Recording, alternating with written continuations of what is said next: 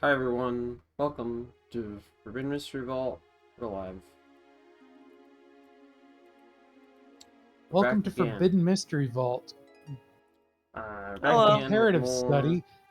428 A comparative screen. study of Ronald Reagan and Margaret Thatcher. No! I don't think it's that.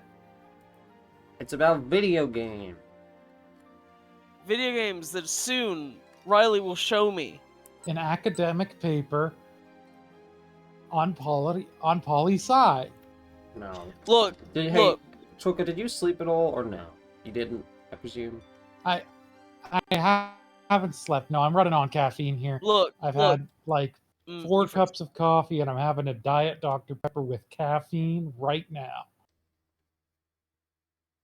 Look, right now, talking about Margaret Thatcher and Ronald Reagan, I think it's off the table. But any one of these blue tips could open that door. Yeah, maybe there will be a tip that is relevant to the discussion about Margaret Thatcher and Ronald Reagan. But for now, I want to play a video game because there's a lot of reading to do, and we gotta get through it. Boy, is there! There's so much reading.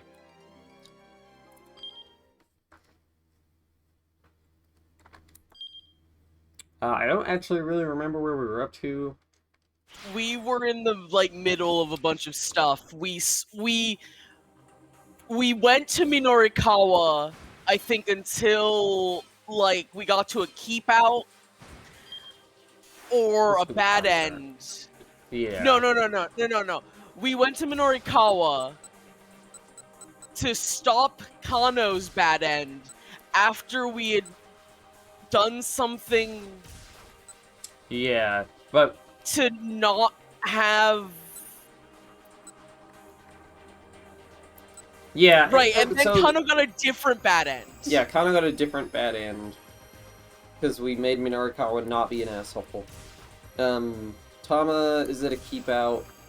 Osawa is stuck. And So we need to do... We have 4 things to do. Kano or Minorikawa seem like they're the only ones who have a keep out, who have a chance to get to save Tom out of that keep out. Yeah. Wait, did Osawa not have a keep out? No, his bad end was also because Minorikawa, yeah, was fighting his wife. What were you gonna say, Troper? I crunched the number. FYI, one of the running subplots of this stream is I haven't slept since yesterday because I'm pulling an all-dayer. But I just ran the numbers mentally, and I've actually only been up for just over 15 hours, so I'm actually just like a pretty normal amount of having stayed up. Yeah. Not really a concern yet. Yeah, I'm also just wired and pepped up. Mm-hmm. Well, that's good because there's a lot of reading to do. Okay, let's read. So where are we going, Riley? I think I'm gonna start off with. Out of our 2 options. I don't know if we can do more stuff in Minorikawa. The thing is that Kano's still stuck until the dad and mom go somewhere else. So it's just Minorikawa or Osawa. Let's do Minorikawa first.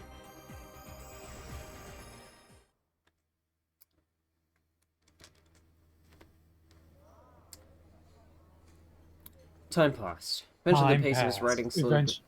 I'm the narrator. Okay. Yeah. We have a few characters that are already established, but I will open the floor when there's an unspoken for character, or if there's like Soul has like 3 characters just talking to each other. But yeah, I've just been doing the narration. Though, I might open the floor to narration at some point later. Because, yeah, last week, my throat was fucking ripped afterwards. It was, like, Yeah, it sounded awful. a bit. Yeah. We should have all prepared for this by getting like some tea with lemon and honey ready. I'm I'm just getting water. I'm eating some, like, Werther's right now. It's kind of smooth on my throat. Not exactly a throat lozenge, not exactly Halls. Kind of like a nice, if a throat lozenge tasted good, though. Like if a throat lozenge was tasty. It doesn't have, it's no sugar. No sugar, sugar-free. I got sugar-free Werther's because I have teeth anxiety, but I also really love candy. Which is a horrible existence. Okay, I'm gonna continue reading. Eventually, the pace of his writing slowed down a bit. Minoru glanced at his watch. It was later than he'd thought. Pretty soon, he was going to have to head over and get an interview from the Diatrip people. He reached into his bag with a project proposal to double-check the demo location. Huh? The proposal, it's gone. Where the heck did it go? He checked all around the table, but he didn't see it anywhere. Maybe he'd left it at the other cafe, in the non-smoking place? Well, he didn't have time to go back for it now.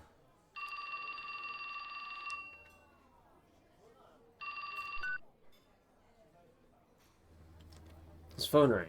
What now? Minoru snapped as he answered it. A tiny squeak came through the receiver. It was followed by the sound of sniffling sobs. Shoga, do you want to be a sniffling, sobbing woman? Yeah, pathetic. Sorry! Thanks. I just... Chucky? Was she done with her interviews, maybe?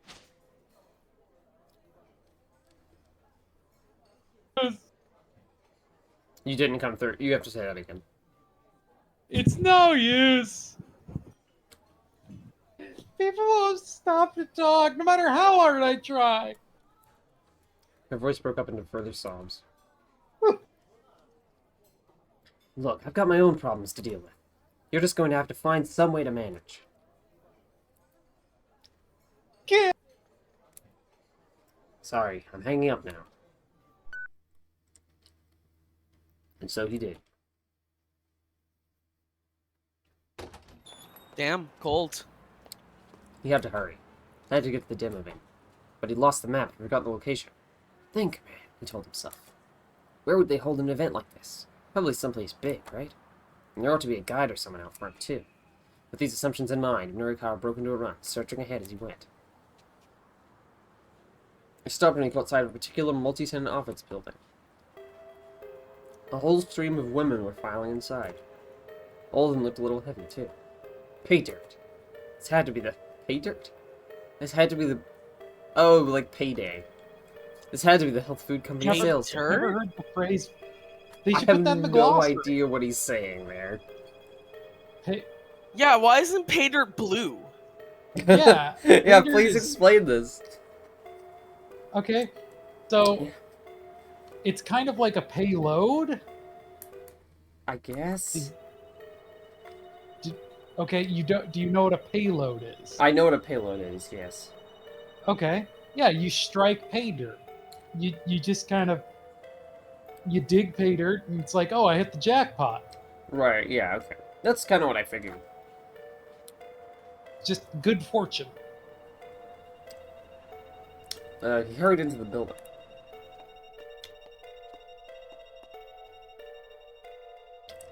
The women were queued up and down the hallway. He's so happy! This was definitely the place then. More confident by the moment, Minoru made his way up the stairs. Finally, he reached the front of the line. There was a notice posted outside the doorway ahead. Minoru read it out loud. Auditions for the starring Sun TV's Sumo Queen 2? A suspense drama about a string of murders that crop up while a group of female sumo wrestlers tour the country. Oh boy.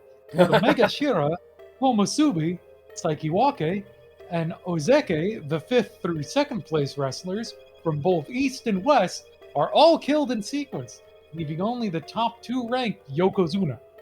With the real killer still unknown, things come to a heated climax in the ring during the final match, when the loser tearfully confesses to her crimes.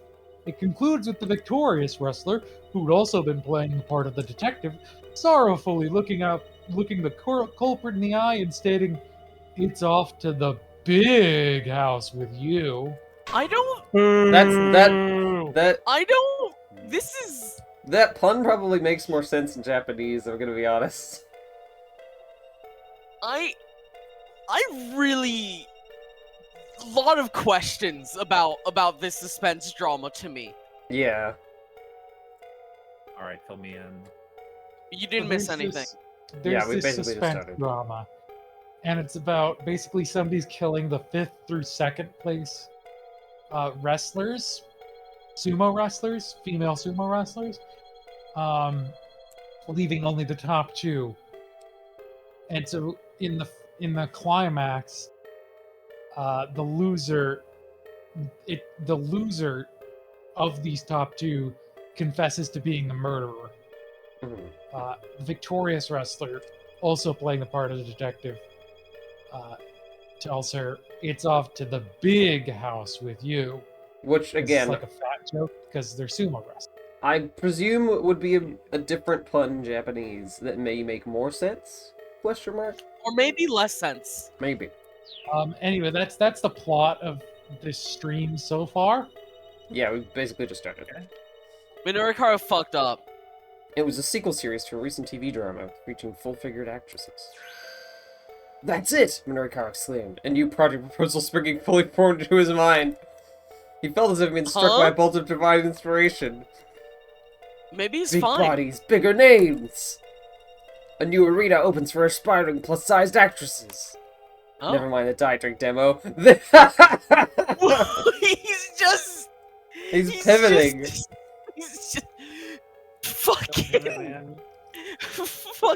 Sheev Palpatine ass pivot. Not even Sheev Palpatine, more like Sheen from Jimmy Neutron. No, not like Fiend. Wait, he just wins? Minoru managed to meet the deadline. The show, however, wound up being a massive flop. Sales that issue for social costs were likewise lackluster. An unprecedented number of copies going unsold.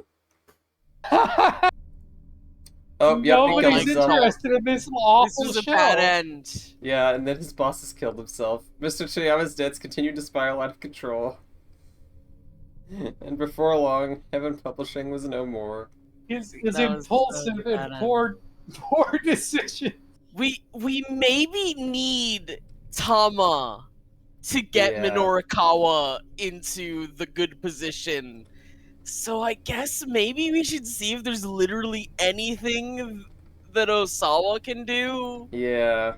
before we try to hunt for like routes that'll take us to like progress. Yeah.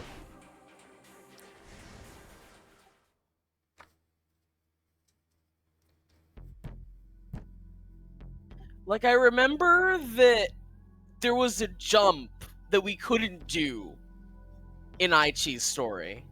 Yeah. Yeah. He knocked on the door to Ai's room, but there was no response. It didn't look like she'd gotten back home yet. Osawa let himself in.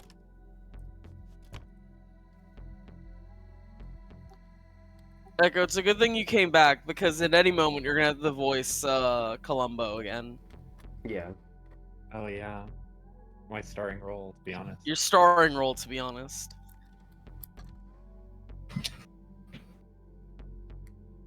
Hang on, I need to fiddle with volume. It's not white. That's off-white, clearly. Amber in this light. The stinging scent of her perfume pervaded the room, which was decorated all in white. Clothes were strewed all about, as if to put her slovenliness on display. She'd been like this ever since they'd gotten married, and Osawa had long since stopped caring. Must have been I who tried to flush the ticket. He knew she didn't want him going to America. Still, couldn't she have found a better way to get rid of it? Thanks to her, I'd been stuck hunched over the damn toilet, fighting with the plunger. Osawa sat down on the bed amidst the brand name clothing. Then he spotted something odd down by his feet. It was a gold cigarette lighter. Just when had I picked up smoking? Osawa picked up the lighter and set it on the shelf next to the bed. He started out of the room, but stopped as he noticed a scrapbook on the bookshelf. The rest of the shelf was filled with fashion magazines, so the scrapbook definitely drew his eye. Curious, he took it down and opened it. The book was filled with articles and write-ups about the results of Osawa's research and the company's various achievements. Flipping through the pages took him on a trip down memory lane. There was even an old company memo welcoming Tanaka on board as his new vice director. There was a photo of Osawa shaking Tanaka's hand at the party celebrating his new position. It was a little peculiar to think that she had bothered to keep something so trivial. A series of magazine articles was nestled between the pages further into the book. These hadn't been clipped out for inclusion in the scrapbook itself. Osawa glanced through them. Floundering Okushi Pharmaceutical arranges marriage of political convenience. It was a self-indulgent piece from some rag called 4-Star General Gossip. Right after he and I got 4-star General married. Gossip! Woo! We love it! When the piece had first run, he'd been too curious to read. Now he gave it a quick looking over.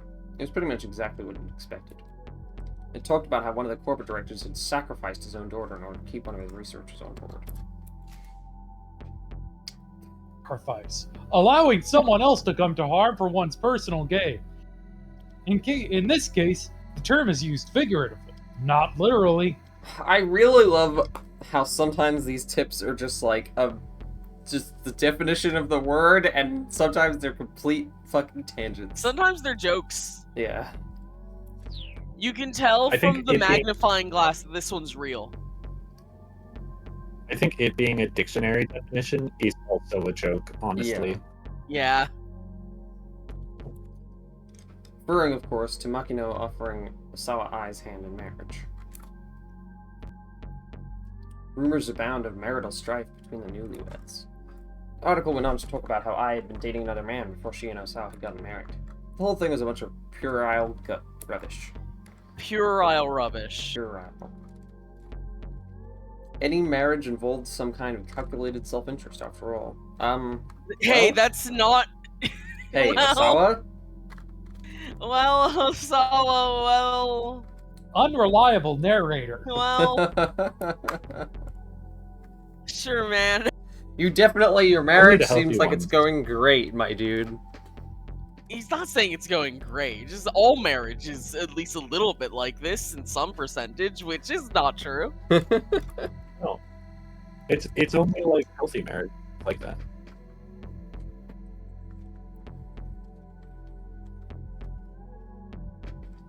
Whatever the reasons for the union, nothing changed the fact that I was now his wife. With a faint sigh, Osawa put the scrapbook back on the shelf. Silence. Is nothing. Is nothing. This is no one saying anything. You might have some connection issues, Echo, because, or I think, or You Who said might have that? just been talking quietly. I couldn't hear what you were saying. yeah. Ooh, disconsolate. That's a great word. Oh boy, is he gonna fucking play another CD? Another CD man.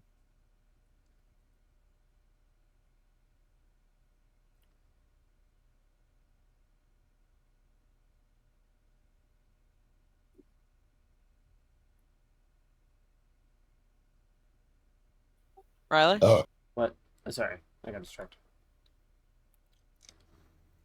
His eyes feeling disconsolate, he returned to his study and began flipping through his CD rack. His eyes scanned for Aya Kamiki's album, For Tomorrow, Forevermore. A lot of her more experimental numbers around that album. Given how discombobulated he felt right now, this is what he needed to hear. Again, Asar reflected on how there'd been a time when he didn't care about music at all. He'd simply purchased copies of the most popular CD of the moment as birthday presents for his two girls. And that had just happened to be an album by Aya Kamiki. He told me he was thrilled by the gift, but Maria hadn't seemed terribly fond of it. The next day, she tossed her copy back on her father's desk. Figuring that throwing it away would be a waste, Osawa had stuck the CD into his computer to give it a listen. He was immediately bombarded by an intense beat, bolstered by bold, uplifting vocals.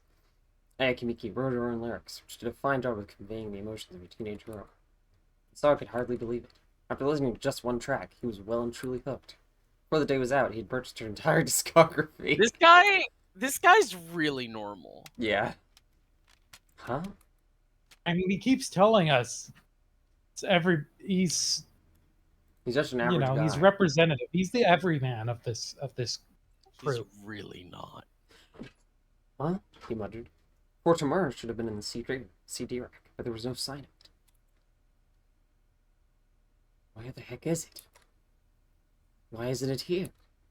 For a moment he wondered if he was going crazy. Then he remembered. It was No, Glab. I could never go crazy.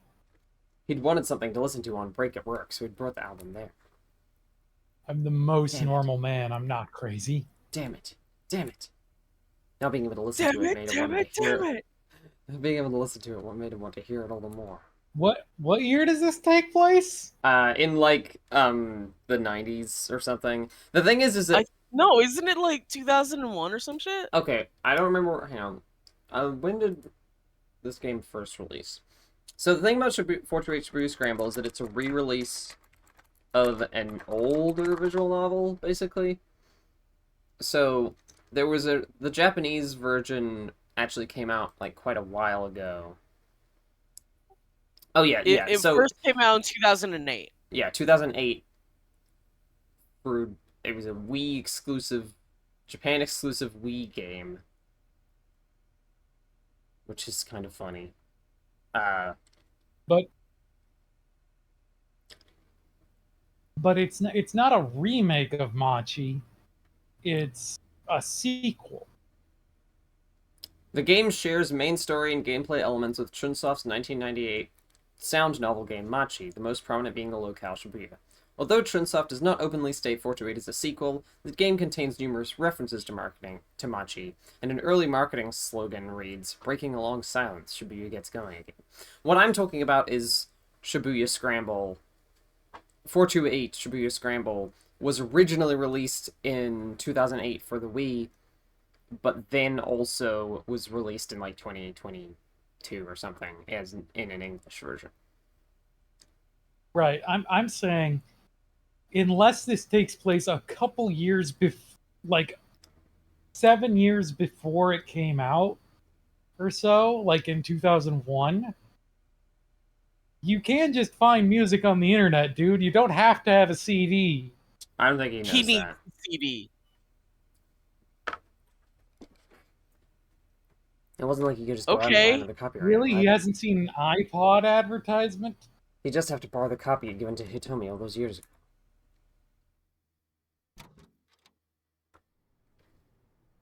Unable to contain his need to hear that music, he went into Hitomi's room. There, he quickly rummaged through the CD rack beside his storage pad. Part of him felt like he was being a little sneak thief. According to the email Tanaka had shown him, someone was trying to kill Hitomi. Under the circumstances, he knew that what he was doing was ridiculous, and yet he still couldn't resist the impulse to find the CD. But his efforts were to no avail. There were no Ayakamiki CDs in the rack at all. Osawa pulled out every CD in the rack, but they were all classical music. He slumped back in disappointment. It had to be somewhere here in a room. Did it? Osawa jumped at the sound of his cell and fumbled to get it out of his pocket. Makino's name was displayed on the LCD screen. I don't remember who this person is. That's a pager, so. I think that's like his research collaborator who hasn't had a voice yet. I'm out front. That was what Makino said before hanging up. Hurriedly, Osawa began tidying up the CD rack. Okay, to be fair, in Japan, from what I know, physical media has been surviving a lot better. Yeah, that would make sense. As he worked, he thought about what he was going to say to Makino. To think that someone had violated corporate policy to such unethical ends. I don't know why that took so long. Corporate policy? Sullied his research. Osawa wasn't about to let anyone get away with it.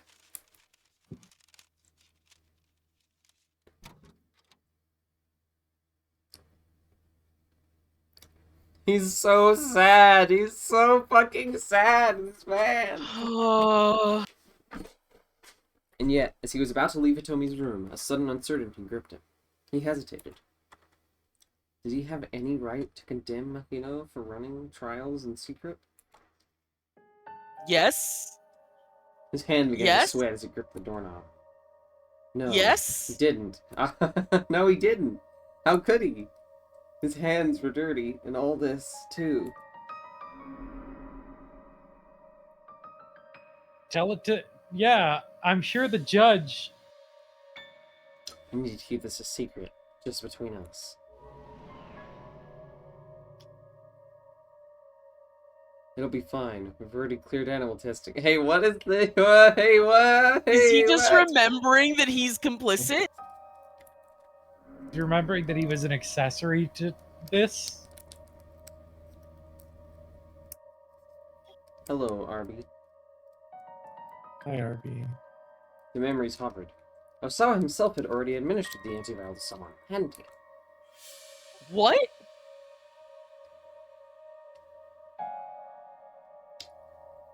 It was the only way. What?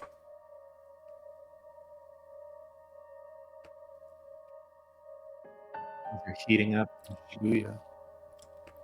Muttering to nobody in particular, Osawa trudged toward the front of his house.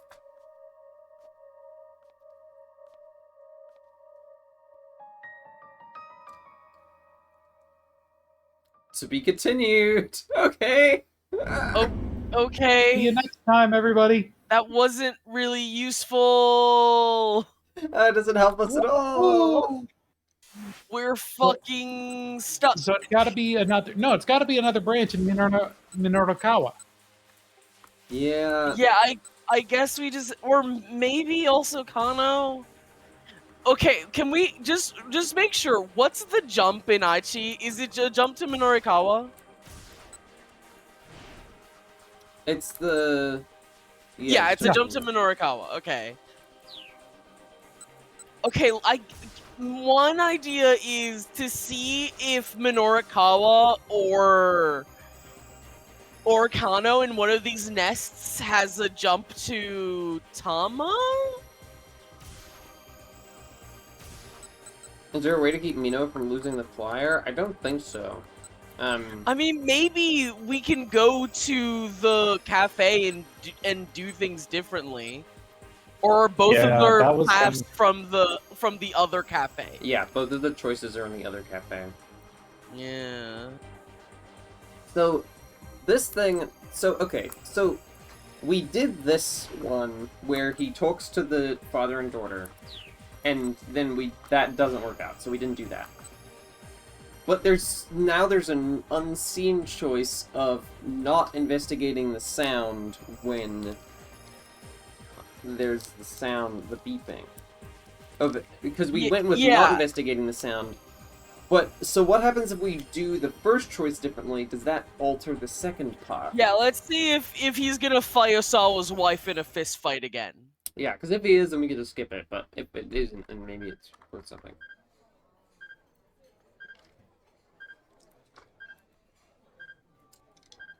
I need to get to the bottom of this, or I'll never be able to concentrate.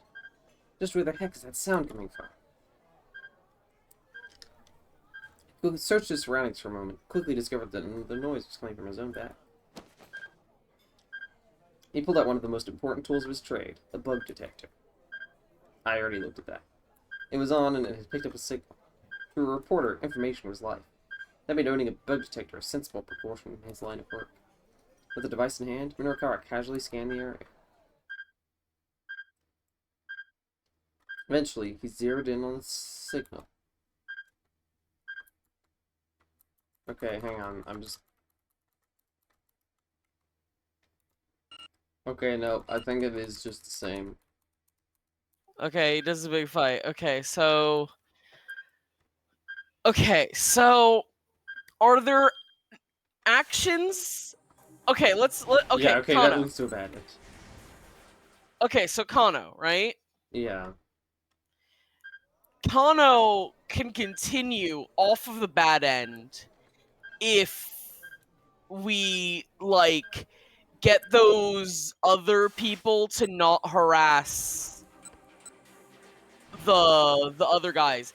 Is there a part where we like could have interacted with them around that time? Like in Achi's story? In Achi's Did those guys story? did those goons show up? With the guy who Because had now that Achi did his story, we can ignore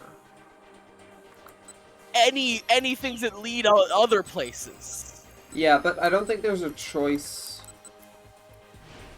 involving those guys. Yeah. Who did that drown?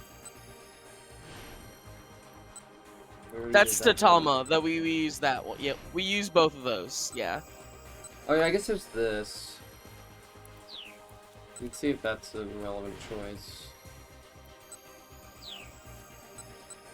I don't think... I would think that if everything is right for Achi, though, then that's like how it's supposed to happen. No, because remember that one time we finished Achi, and then we needed to go back and change something to actually finish Kano back in the first set. I see.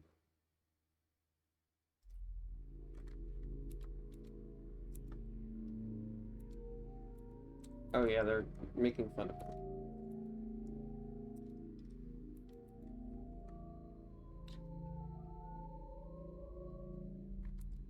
Major ass kicking. These guys were in sore need of a major ass kicking. Achi stepped up to the ringleader.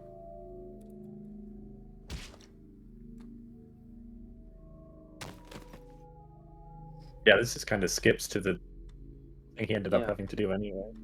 The This tough might guy to actually the help guy with the- Kano because he won't be distracted by these dudes. Oh yeah. This is useful. Oh, sorry. That was terribly rude of me. Achi kept his tone light and jovial, but he got the others like a hawk eyeing its prey. Is he going to be alright? Someone remember? She looked at the man Achi had laid out with concern. He'll be fine. If that's all it took to knock him out, he's got no right to act all badass.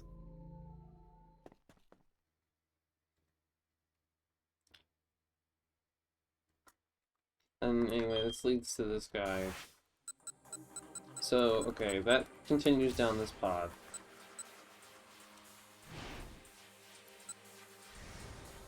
The bloodied young man still happens. Yeah, though. is he still bloodied? Seems like it.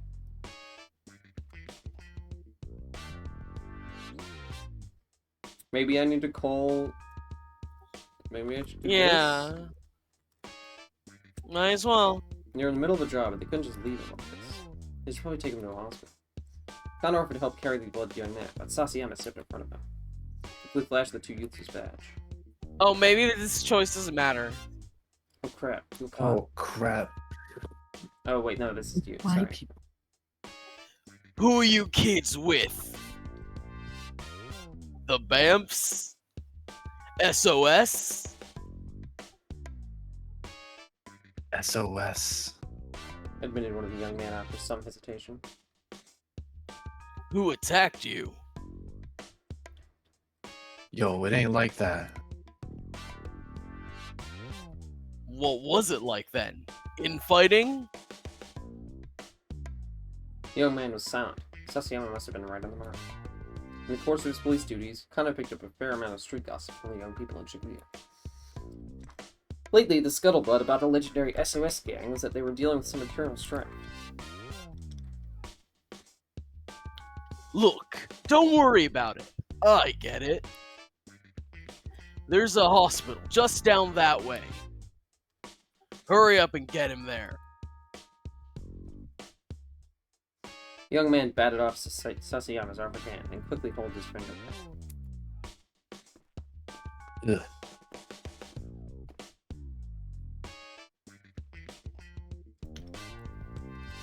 Sounds like SOS is on the verge of breaking up with all of this infighting, huh? Not lost. Kept his eyes on the young man as they headed off. Yeah, seems like it's been pretty rough. You know, what with the original leader leaving and all. The detectives in Juvenile's Affairs were well acquainted with SOS's original leader. The stories were like something out of after-school special. There were tales of him taking down gangs that sold drugs to kids, breaking into Yakuza front offices to save their friends. Detectives of Juvenile Affairs took these stories with a grain of salt. There really were young people like that out there. Kinda hope to meet them someday.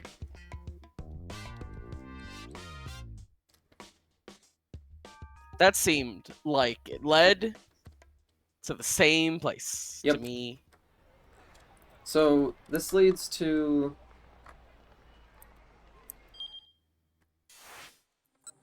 Bad End, where... There's Because like you people... can't do anything because of those other people there, yeah. Yeah. And that makes me think that it might be relevant to Tama, because Tama does interact with those people. But not in one that has a... like a There's no choice, yeah. choice.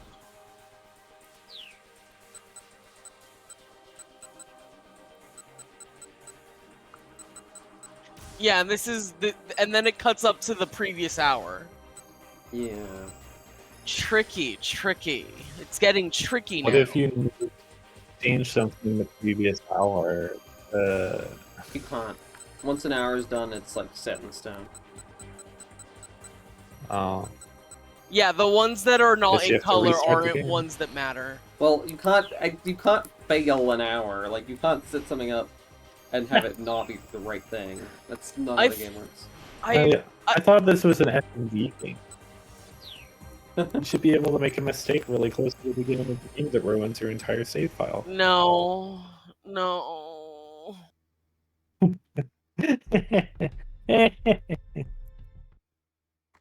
I love this 3D rotating briefcase.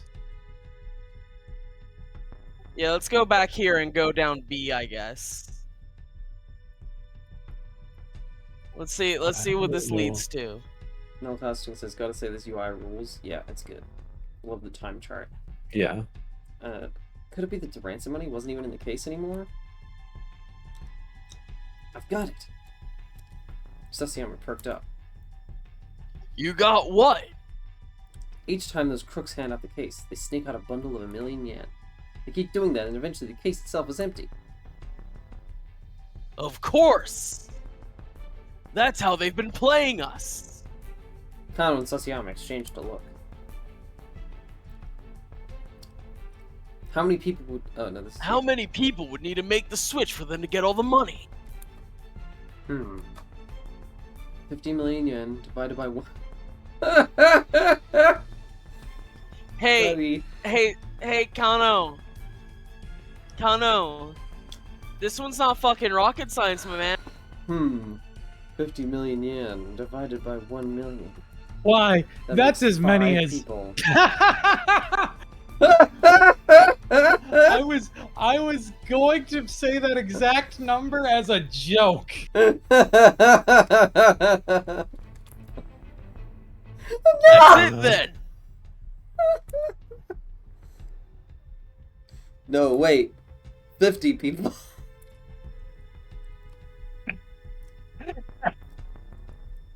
That many? That can't be the deal then. Guess not. Both side in unison. Go ahead, sign unison.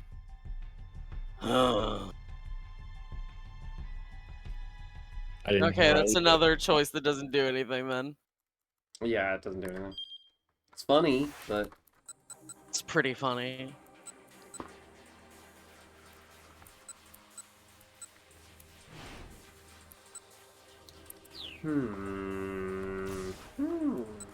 Right, I'm gonna... I need to eat something. Okay. Well, Bye. have fun. I'll be back. Hopefully you still start to figure out where to go until I get back. Yeah.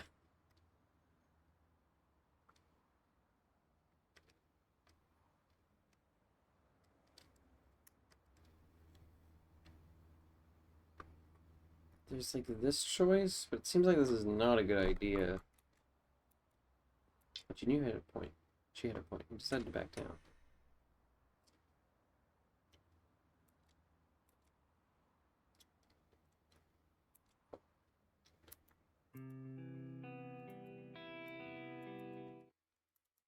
Okay, no, it's the same. Same.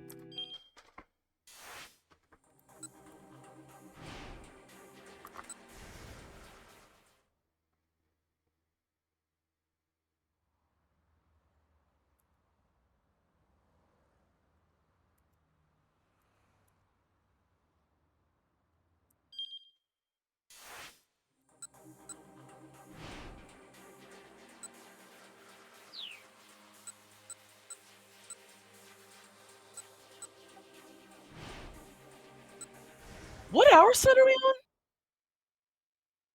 Um, 12 to 1. on? 12 to 1, okay. Well, 12 to 13.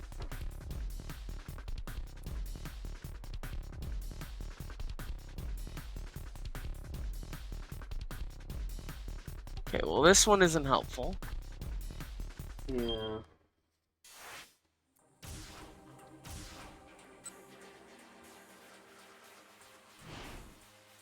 Maybe this will get you around the keep out. No, keepouts are only defeated by jumps. Mm-hmm.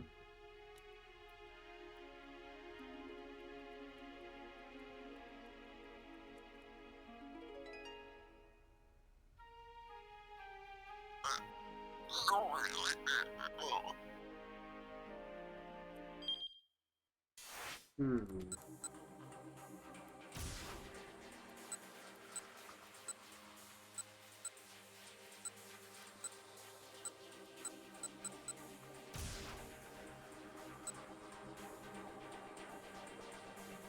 Yeah, if you could maybe point me in the right direction, Soul, like if you look up a walkthrough or something. Yeah, the problem is that the walkthrough is very specifically about getting a platinum on your first run, Oh so it's no! completely useless. Unless I think really fucking hard, which is hard to do when I don't have access to the whole time chart. Yeah.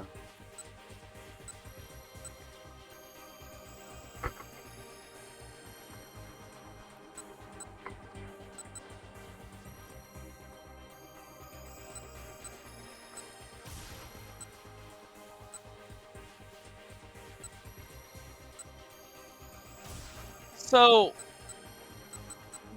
go back to Aichi. Go to the top. No, wait, at 40. At 40, sorry.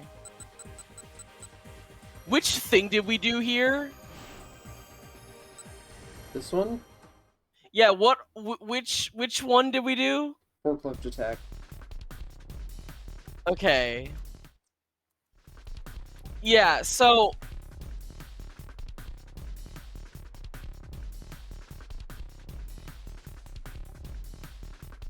Maybe just do A, just because we might as well flip all of these. Yeah. Ugh. Oh no, that's Soul. Oh, wait! Riley. These are the fucking stolen supplies, aren't they? Riley. What? Yes, these are the things. Remember that what we broke all of them because we Yeah. used the forklift. Yeah. Okay. This is gonna change everything Archie because we snatched- didn't break all of the bottles. Yeah. We Archie only snatched- broke one. Snatched up the nearest box, turret, and threw it at the man with the cane. Box is filled with something heavy. This ought to do some damage. He watched with satisfaction as it struck the assassin in the face. But Jesus, good throw.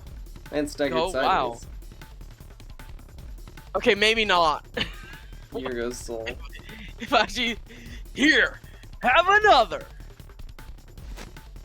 One by one, Archie.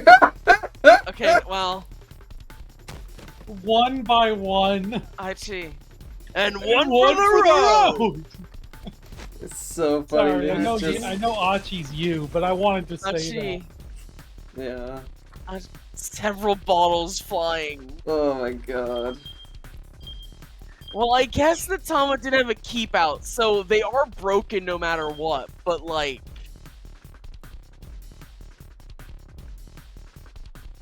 Yeah, there they are.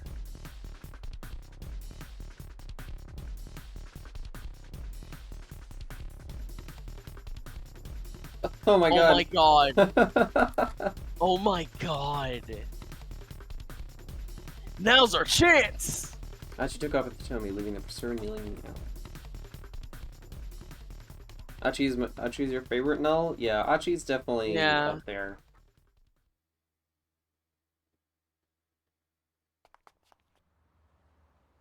Okay, well... Alright,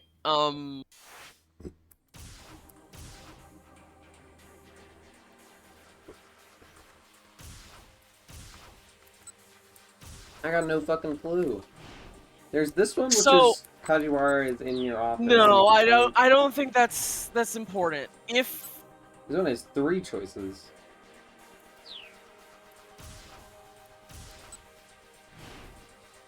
Where does Asawa's thing end also?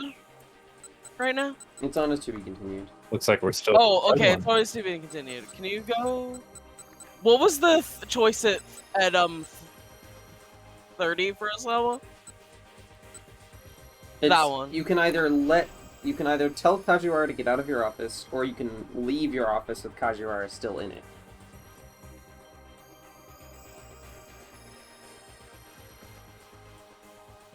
Norikawa has 2 choices? Yeah, but we've done both of them, and one of them just leads to a bad end.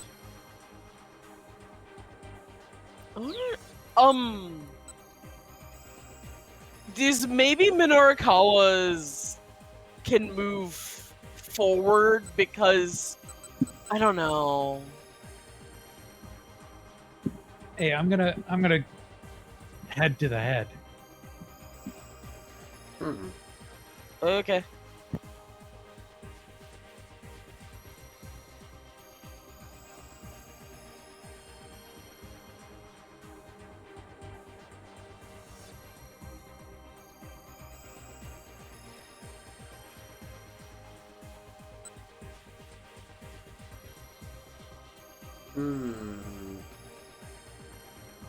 I could maybe go with talking to the... It feels like maybe talking to the parents is the right choice, but it's also like... I don't think it's a choice that matters is the thing. Well, because that gives Kano a bad end, and also a different bad end, what we have right now. Yeah, then but what I Kano's- mean is Yeah.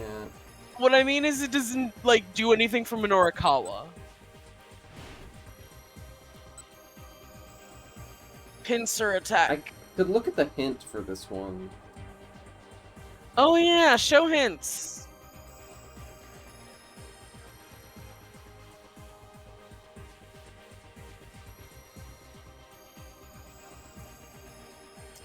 If that father drove you to your head, Someone needs to give them better advice. There's certain others someone needs to meet up with them outside their house. Hopefully there's a key to changing Kano's fate. Interesting.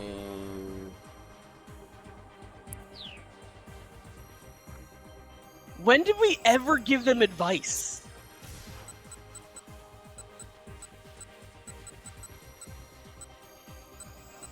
No, this is too far back. Yeah, I don't think it's that. I don't think that, like... Because that, like, makes this too hard.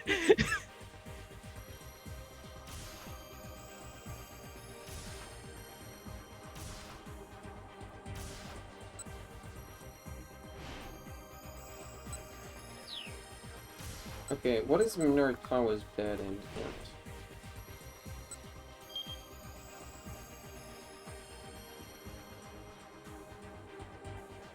Oh. Oh shit! I see, so that's how you... Okay. Oh, you do need to write, yeah. Okay, that's obvious, actually, in retrospect. Yeah. Yeah, okay. put you... Yeah. Yeah. Duh. Yeah, this makes sense. Because we just assumed that she was there anyway, but she wasn't. We should split up.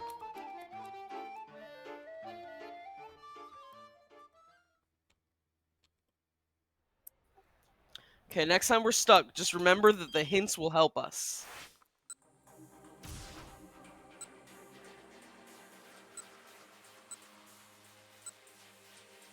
Okay, something weird happened because Osawa has a bad end again.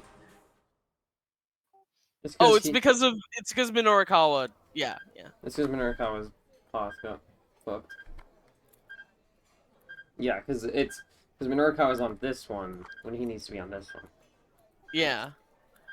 And now he's gonna get called. And then when he's like, oh hell, I need to go somewhere, he's gonna see Chichiri who's there. Yeah. Mm-hmm. Yep. Sometimes you need that house to collapse to get to the right ending. Yep. Tolkien woman set about devouring all the food she'd ordered, despite the strange look she was getting. That was an appetite to be reckoned with. Took her under 3 minutes to polish off the lot. Then, Jesus looking not the Christ. least bit sated, she picked the menu right back up. She's seriously going to order more? Minorikawa was starting to take an interest in this young lady. There might be a story Oh my here. god. Conjured up a series of headlines There in his might mind. be a story here? This is the equivalent of 100 pieces of shortcake, 300 glasses of milk, or enough steak and rice to feed about 30 people.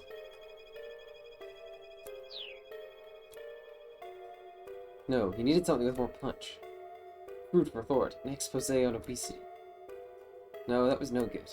He wasn't writing for a fashion mag here. Gourmet day in Shibuya. The fucking sound. noise! That was it! He'd be able to whip something up if he went with the foodie angle. Minorikawa got up from his seat. Oh my god. That's pretty impressive, he said to the hungry diner. Do you always eat that much? The young woman glared back at him. Not always, she said. Suddenly tension filled the air. Oops, is that way too blunt of me? I mean, she is a young lady after all. Maybe I should change up my approach. Who the heck are you, anyway? The woman asked. I'm a freelancer writer. I was hoping I could do an interview with you real quick. You want to interview me? Suspicion was plain on her face. I do. I mean, girls all over the world worry about their diets, right? I hear that, yeah. So would you be willing to share your secret, or your technique or whatever? How to eat without getting fat? What, me? Sure. I mean, look at the figure. Look at the figure you're maintaining despite eating all this food. Despite eating all this food. The young woman's expression brightened up. Oh, you noticed? There's actually a Great. lot that goes into all this. Yeah? The basic thing, though, is to eat 10 meals a day. 10? Minorikawa struggled to keep his jaw from dropping. 10 meals a day? She flashed with a chubby-cheeked grin. You don't know how diets work, do you? She chuckled. Eating only 1 or 2 meals a day, that's what'll make you fat. You gotta space your food out into smaller portions throughout the day. That's the fundamentals of dieting right there. Right, but what happened to the smaller portions part? Minorikawa had to bite his tongue. Ah, I see, he said. Any other pro-dieting tips you could share? Well, for the basics, I'd say always drink protein instead of tea, yeah? Drink protein all day? Drink protein all day? Seriously? Once again, it took all of Minorikawa's willpower to keep his thoughts to himself. Let's see, what else? Oh, there's this stuff called Burning Hammer, too, but... She trailed off with a little wince. Wait. Minorikawa pricked up. Did you say Burning Hammer? Oh, you know it? I've heard of it anyway. Minorikawa replied. He decided he was better off keeping his plans to head to the sales demo secret. Yeah! There's a sales demo later on if you're interested, the woman said as if she were reading his thoughts. Though, full disclosure, I am working for them right now. She handed Minorikawa an advertising pamphlet. There's a more detailed map of the venue included. What a stroke of luck!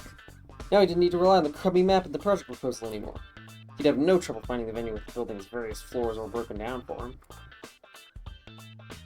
And, actually, I gotta get back to work, the woman said. Sure, thank you so much for your time. I'm going to hang back and finish up my coffee here. The woman left the cafe, and Minorikawa went back to his laptop. A happy ending. Yippee. He got some new info on the Burning Hammer sales demo, but he'd also lost some more time. The surveillance camera piece still wasn't finished. It's going to be a near thing to get it done before the sales demo started. Instead of returning to his writing, he got out his cell phone. What if Toyama had gotten another of his crazy ideas? Oh my god. Oh. Oh my god. Oh. He also just solves this problem. He just has to call him.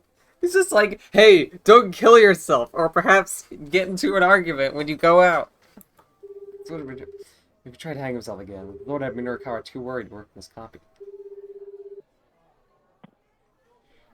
Phone rang several times before someone picked up. Mr. Toyama, where are you right now? Minorikawa asked. I didn't know who Mr. Toyama was. Right now? Oh yeah, it was Sol. I'm on the run somewhere near Shoto. I think Troka left. Troka's not here right now, so... An upscale... Oh, okay. An upscale residential district. Despite being smack dab in the middle of the city, it's a quiet neighborhood, rife with greenery. The residence of the former governor of Tokyo is here, built on a massive 2,200 square meter plot of land. There's a shady hotel district just a short walk to the south, making for quite the juxtaposition. Funny. Toyama was speaking in an oddly hushed tone. Shoto? After you left the office, some guys came by to collect on my debts. So I made a run for it. Okay, so he wasn't dead, but the situation was still pretty bad. Look, we'll get you through the summer, Minorikawa said, hoping it was true.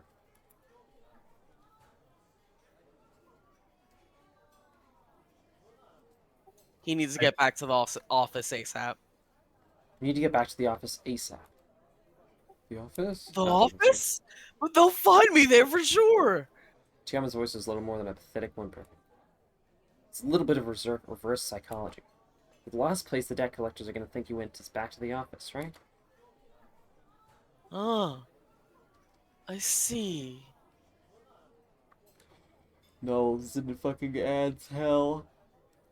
Null can't hear you. Null's I in ads know, hell. that's why it's sad. It's so sad. It's so sad. He sounded impressed by the suggestion. For now, just stay hidden until we can get these articles finished.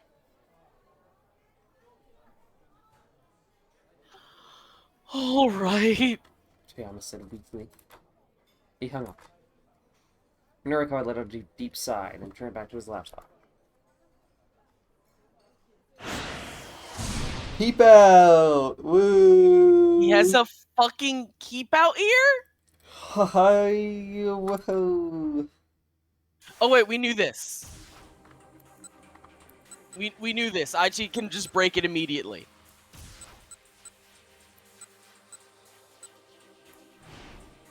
Oh yeah, because now we can jump here. Wow, camcorder gift a sub to null casting. Yippee! Oh,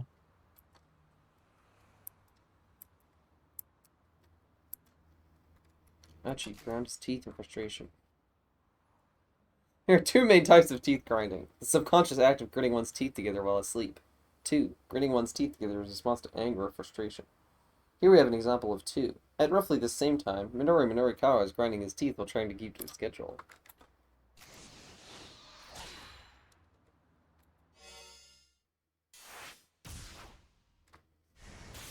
that's so stupid. That's so stupid. What? It's What? just- What's the problem? Teeth grinding. There's no reason for that to be. I took a look at his wristwatch and gritted his teeth. By the way, what sort of impression do you have of his wristwatch? Just respond with whatever happens to come to mind. Riley, you first. Mid. It's fancy. Echo. I did kind of blurt out that it's mid. I think it looks like a fucking $20 wristwatch. It's tacky. Yeah, it's. I don't think it's even tacky. I think it's just nothing. I think it's boring as fuck. Well, we all picked one, so Yeah.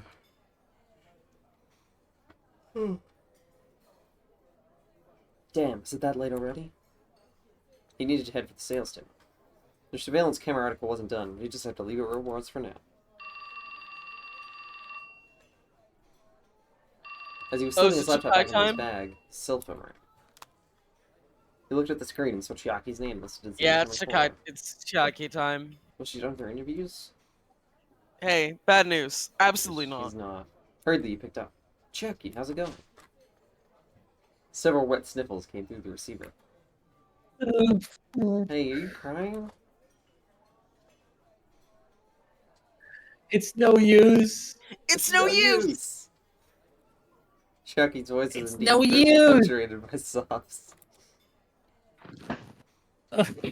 People want something to talk no matter how hard I try. There's a really funny, like, static effect on your voice right now, which kind of adds to the voice that you're doing. Oh, come on. What? This again? Really? I can't do it. Don't Don't worry. worry about paying me. Yeah. Just please let me go home. Leave me alone. Oh, sorry, Oh no, Choka. there's two of them. Yeah, Echo was originally doing this voice. Everything will be okay. And now Echo is here. I have done this Muscled scene out before, also. again. Petting you on the shoulder. Minorca is already operating on a too Hang tight on. schedule. He didn't have time to worry about Chiaki on top of it all. Look, just slow down and take a breath. Try and keep at it a little longer.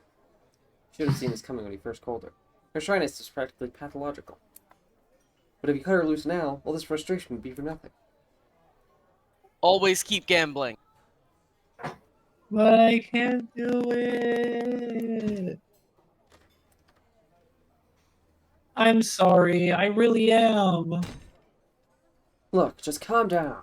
Minorca was practically screaming into his phone. Just stay where you are until I get there, okay? Got that? Whatever you do, just Pro don't move. move. Throw move, screaming at somebody. Look, just calm down. Yeah. It really works every Barking time. at them. It works every time. Leaving the money for his coffee on the table, he strode out of the cafe. Street interviews were tougher than they looked. Not many random passers-by were willing to stop and do it back and forth. Still, being able to talk to people on the street was a fundamental skill for a freelance reporter. All Minorca wanted was for Chiaki to put in a little effort to make it happen. Come the fuck on. Although he found her personality frustrating, he actually quite liked her writing. Reading her words, you'd never guess what she was like in person. If she could just break the right story, he was sure readers would be quite taken with her. There was no time like the present. Aww. See, this isn't a bad end because We got he character talked development. more about her and Yeah. was nice to her a little bit. The plaza outside Shibuya Station was as crowded as ever. Minorikawa looked around and soon spotted Chiaki. Hey, what are you doing? He asked. She was hunkered down in front of the statue of Hachiko, squatting in an odd position. A group of kindergartners had gathered nearby, peering at her with sadness in their eyes, like she was a stray dog or something. Kindergartners, a pair of girls from Midoriyama Academy's kindergarten. They always hang out around the train station after school. They're quite fond of killing time inside of the Tokyo 5000 series display car, the new landmark by the Hachiko entrance.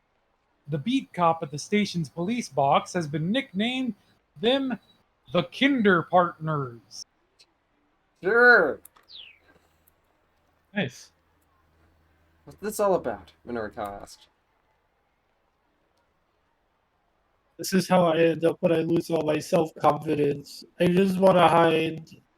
Oh, for crying out loud. Get up, will you? I don't wanna. Stop crying. Chucky sniffled and wiped at her eyes. The fucking kids! Let me ask you The this. Kinder Minorikawa stared down Partners. at her. What was it that made you want to be a freelance writer? Well, I guess because I wanted to try my hand at writing. Dangling bit of mucus bobbed in and out of Chucky's left nostril as she spoke. Okay, Minorikawa followed. And why's that? Well, I'm too embarrassed to say. Chiaki hid her face in her hands. Okay, never mind that then. Right now, you have a task that's been handed to you. You can't just say you can't do it. Norikow tried to keep his tone calm. No magazine in the world is going to let a novice writer just write about whatever they want. You have to prove yourself first. Get your fundamentals down. I already know all that. Norikow took the notebook from Chiaki's hands. Hey! Wait, you've only talked to one person so far? There sure wasn't going to be a story in that. Yeah. Oh, well, not a person exactly.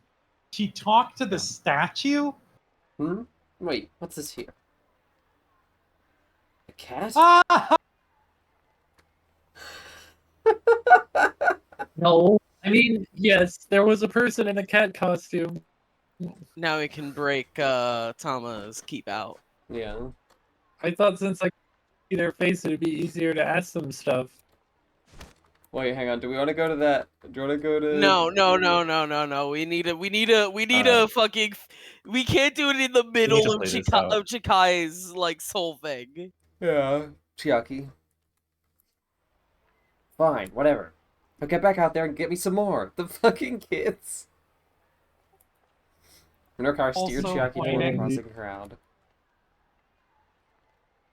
What, now? Yes, now. We've got no time to waste. I'll even stand by and watch for a minute.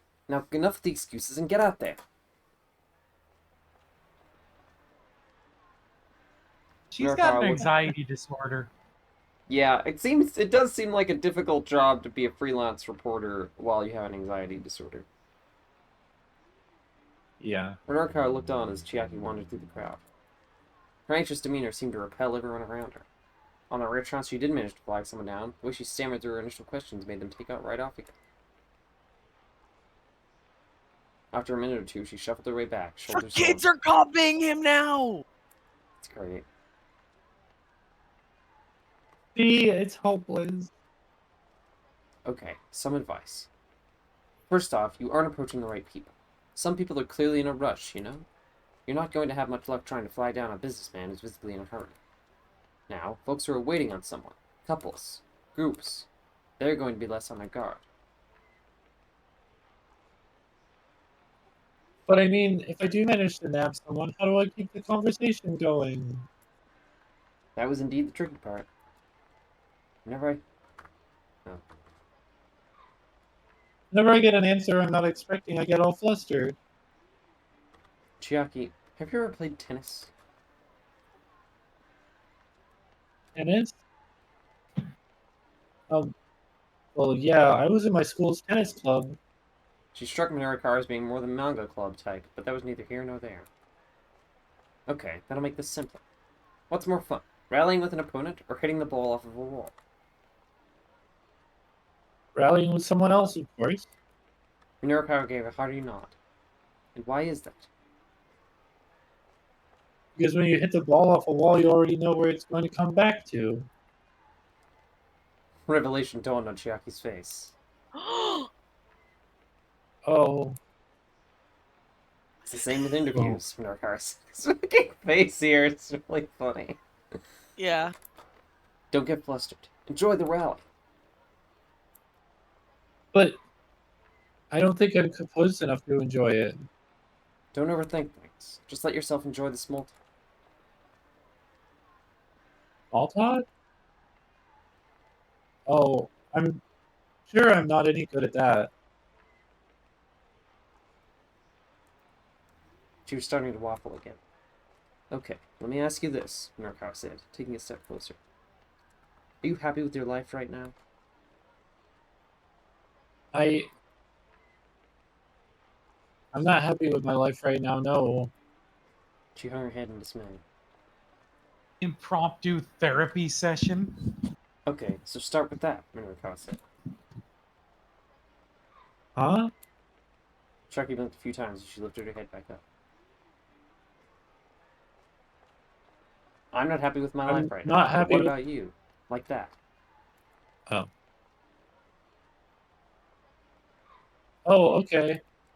Sliver of liveness had crept back into Chucky's voice. Norcod jabbed his finger right in her face. Right there, he said. Put on that face when you flag people down. Chucky's smile widened. I'll give it a shot. Thank you so much. Sure thing. Good luck. We did it. Chucky strode enthusiastically into the crowd.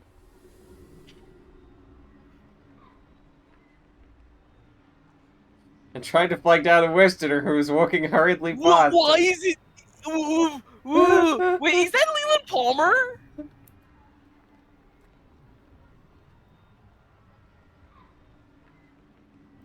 I think that might be Leland Palmer. Yeah. Did you even listen to a word I said? Norcard felt this short-lived triumph melt away. What is going to have to teach her everything again from scratch? Then he paused in surprise. Hold on. Okay, good. Whoa. Chucky had snatched the man by the arm in an attempt to get him to stop. To Minorcar's amazement, the gambit worked. For a long, it looked like the two were engaged in some kind of animated conversation. Maybe she would get an interview out of this after all. Heck, the look on her face was actually somewhat confident. Sometimes people could surprise you once you got past their surface issues. Now Minorcar could head to the Burning Hammer sales demo with a little more peace of mind. Speaking of which... Crap, what time is it? Crap, what time is it? In a panic, Minorcar checked his wristwatch. Think about this wristwatch. Think about this wristwatch. That will tell you how you think about the opposite sex and whatnot. What? And what not? Wait, okay, so... Wait, my okay, answer hold was on. Shh, Troca. Look at this wristwatch. What do you think about it? I think it's too squared. Okay, you think women are squared. Echo, what do you think women are? What? Or... Not No, women. I'm thinking about men. I'm not... Yeah, if I had to yeah. oppose my sex, it would be... Yeah. Sorry. I said it was mid last time. Yeah, so, okay. like, I stand by Mid. it. We're Mid, just normal men. Riley. I said Just innocent fancy. men. Okay. So men are fancy for Riley. I think I'm just poor. And I guess I think that men are tacky. Sure. These are... Yeah. I think, like... Riley's feels a little off the mark. But the rest of them feel pretty on point. Like, square... Tacky. Wait, Troca, do you want to mid. change what your opposite sex is? With men, I think men are more square. Okay. Yeah. Men. Square, tacky, and mid. That's men. Yep. Anyway, this is very... I agree with Nelka saying, because I think having a command that's just... Think about this wristwatch. It's very... it's good. And whatnot. And whatnot. Unbelievable, honestly. One for Game Quoter, to be sure. I'm glad Game Quoter is here.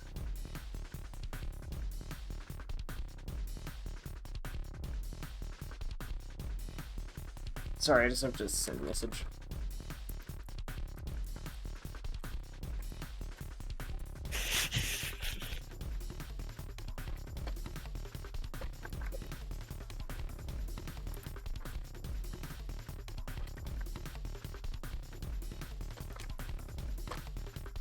I gotta admit, this is a funny joke to have you go into the wristwatch one twice, and the first time it tells you to think about it, and then the second time it's like, this is what we asked you to think about, by the way. Yeah. Yeah.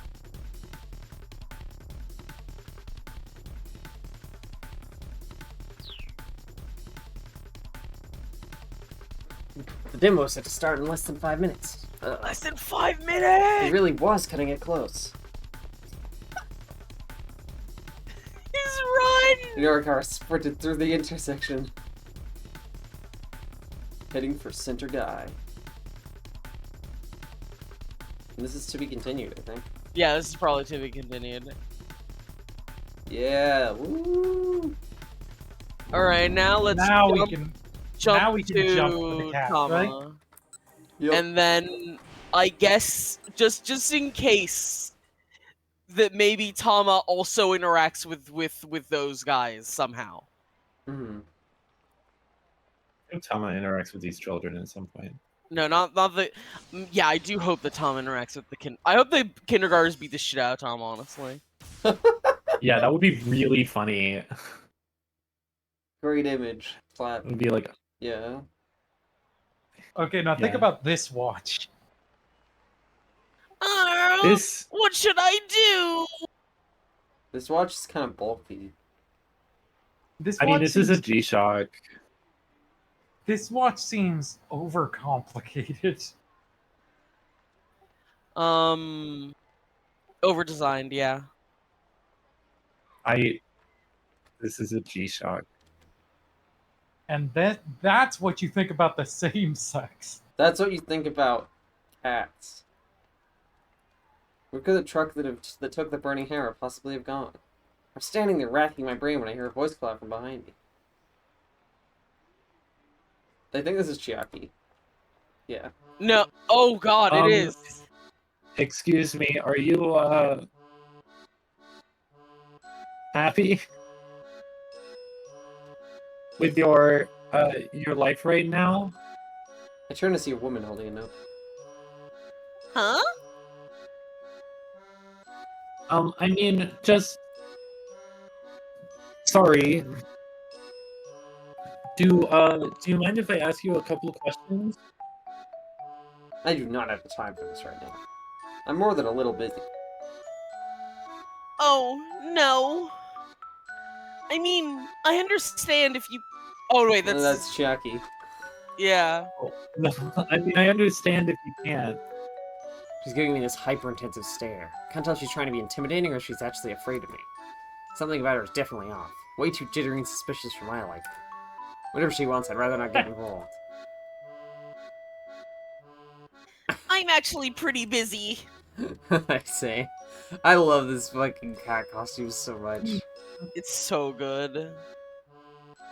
Oh, but I mean, just real quick, it'd be a huge help, please. I love how in the Thomas sections people do these little like animations and like Yeah. even other characters who are from other sections. But Please. I really. Please. She bows so many times she looks like one of those drinking birds. Choka. Drinking birds. A toy bird that functions by means of a simple heat engine mechanism, causing it to continuously dip its head into liquid and then rise back up. Sometimes falsely claimed to be a type of perpetual motion device. Once a common sight in offices the world over. True. I have to post this in the Cable 2 stream chat for Mish. Yeah.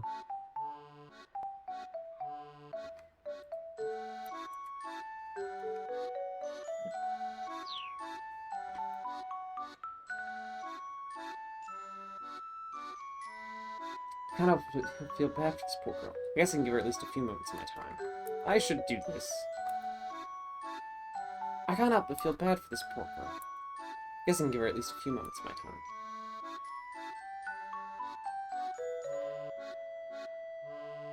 Soul? Alright, but please make it quick. Oh. Thank you. Thank you so much. She goes back into drinking bird mode. So what was the question? Oh, right. Uh, so are you, happy with your life right now? Well, right now, as you can see, I'm a cat.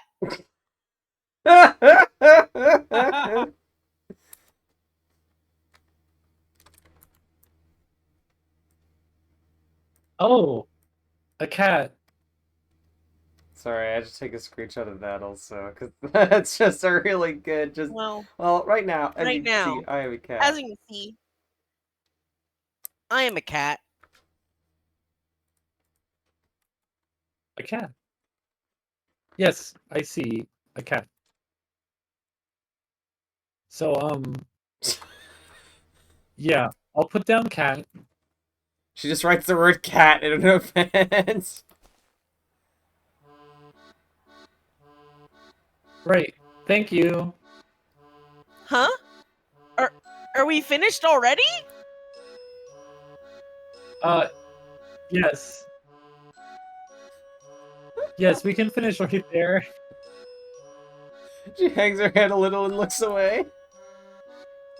She just went giggly. Well, that Looking sure was outstretched quick. hand. I'm trying to get what it was all about. But did I really give her enough to be useful? I doubt it, but hey, at least it was over fast. I head off in search of the burning hammer once more.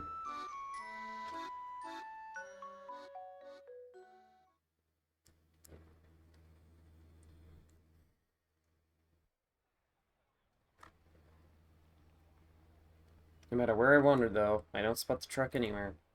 Now there's only 15 minutes before the demo is supposed to start. Better make my way back to the venue. Maybe Cheery had better look in her search? God. Back at the break room, I'm met by Mr. Yanagashita, who positively radiates despair. Oh dear. Did you find it? This little wormhawk. I feel The Okay. fucking crawling I- animation.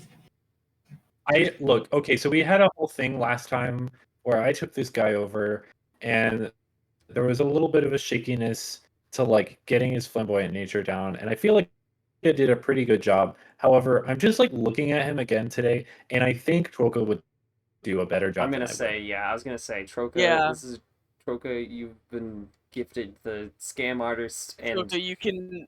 frequently Okay, cons so Mr. Yanagashita. how desperate is this person? Extremely. So, the most desperate man ever. Okay, He- did you find it? Yeah, like And that. he's also like he's kind of a clown of a man because he gets scammed literally constantly, and he spent all of his life savings on buying a bunch of diet drinks that expired maybe some years ago that get, if you don't drink them without eating anything, you will die.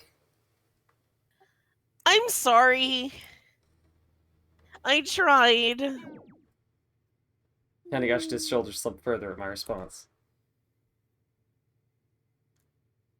Have Wait, you who's- heard from Cheery? No, nothing yet. I guess she's our last hope. All of a sudden, Mr. Yanagashita holds up a pendant. You know I'm hopelessly dependent on the amulet. Huh? Situation's rough. I'd like you to wear this. Huh? I'd like you to wear this cursed amulet. What? It's a miracle stone, like the one I saw back in the storeroom earlier. This ought to kick your luck up a notch. Now I see the Yanagashita is wearing another miracle stone around his own neck, Oh dear. using one bit of sham merchandise to help find another. Nice. This is the pinnacle of pitiful. That's what this is.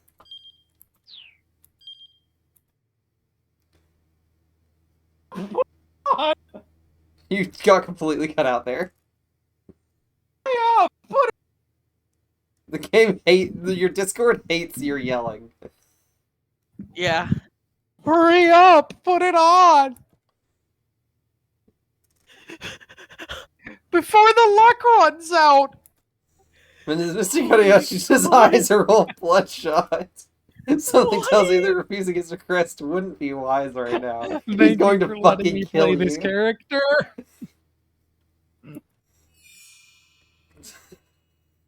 This fucking screen is so good. After a moment's hesitation, I take hold of the pendant. The stone is blue and glittery.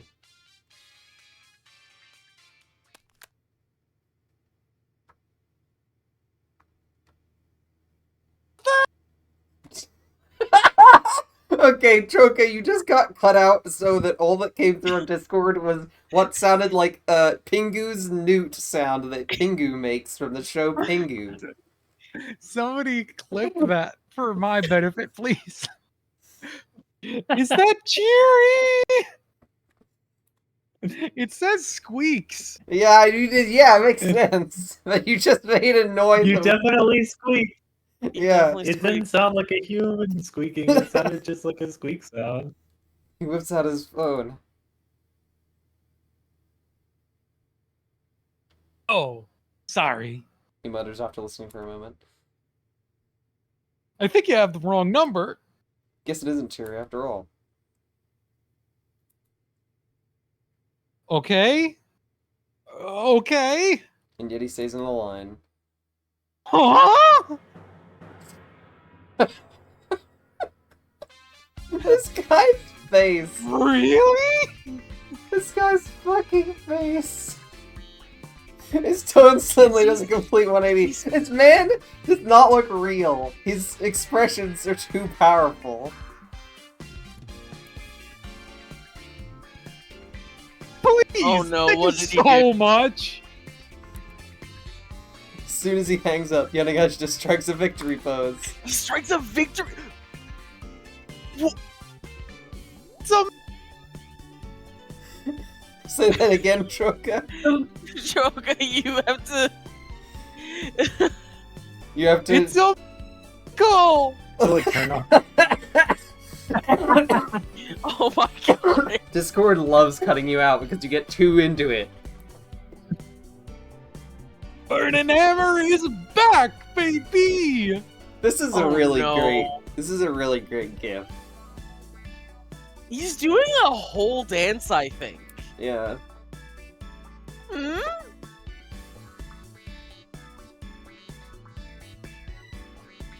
The recycling Oh, guy no. realized his mix-up and returned the boxes to the loading dock. Whoa! For real? Girls did great. He's dancing Thank on you. the table. I just noticed that. From the bottom of my heart. I've never seen someone come so close to literally jumping for joy. I'm gonna go prep the demo room. Tama, you go bring the burning hammer inside. With that, Mr. Yanagashita practically flies out of the room. I'm so excited for Tama to go outside and see the. No way. I murmured to myself. This thing didn't actually work. Did it? I examined the miracle stone more closely. Just looks like some kind of toy jewelry. I wish that I actually get paid my 20,000 yen. Isn't that like $20? It's not. I think it's like 200. It's like $200. Well, right now in US dollars, it's about 200 in New Zealand dollars currently, because the value of yen has greatly decreased. With the miracle stone still clutched in my hand, I hurry out to the loading dock. Exciting!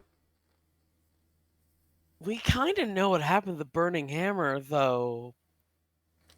I brace myself for actually stepping out the door. It's Oh, there! dear. It's really there! The cardboard boxes are scattered all around outside! Wait, scattered all around? What happened to them? Suddenly I have a very bad feeling about this. Apprehension Oh my gnaws at God. me as I open up one of the boxes.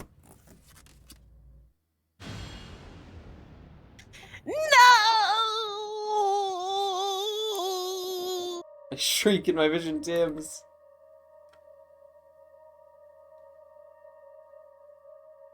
The box is full. Bottles of burning hammer. All of them smashed to pieces. What a Aichi. beautiful poem. Aichi. Archie, you really fucked this one up. Gee. I mean, there's still a bunch on the pallet. Fuck.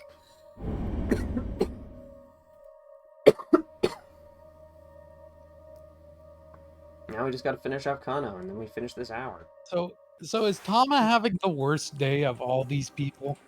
Somehow, yes, I think. Somehow, despite this guy's, like, marriage failing horribly, both his daughters have either been kidnapped or someone's trying to murder them, and also he's being haunted by a Columbo-like man who keeps trying to feed him bananas and force him to plunge a toilet.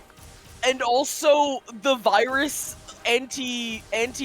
thing that he's developing has been tested on humans illegally, and he's gonna be on the hook for that. Yeah, so I think Osawa may be sort of equal to Tama in bad day having, because Tama is having a pretty bad day. Also, why is this still a bad end? Maybe if you go into the pincer tag, it's fine, and if it's not, then you just have to give different advice.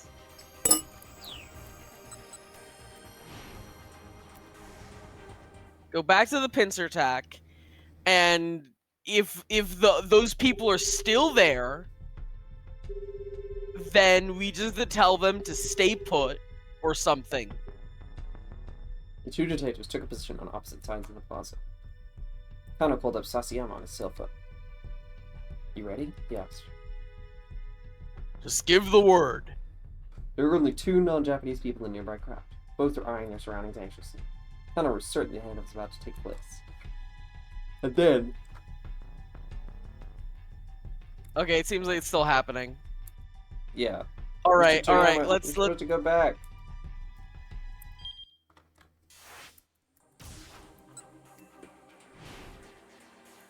Is it here? Yes, advice. We need to give him different advice.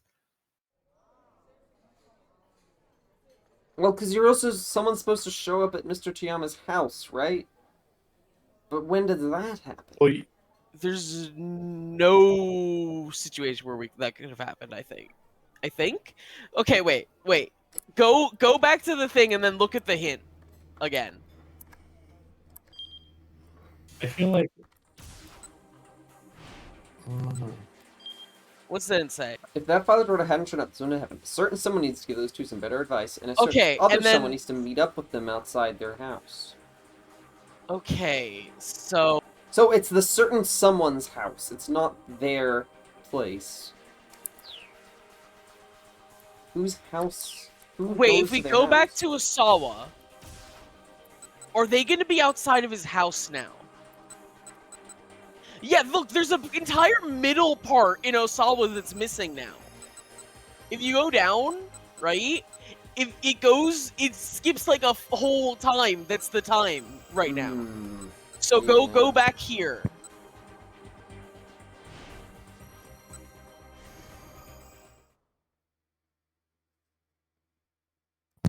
Yeah, and you definitely already picked A. I remember that was the one that was already picked from last time, so you gotta repick A.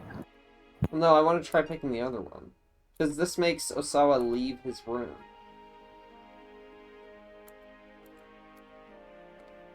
Would you please leave me alone? He got up to leave the study. Echo. Sure, hold on. There's something I wanted to give you. Oh no, he's gonna give you another fucking banana. I don't need a damn banana!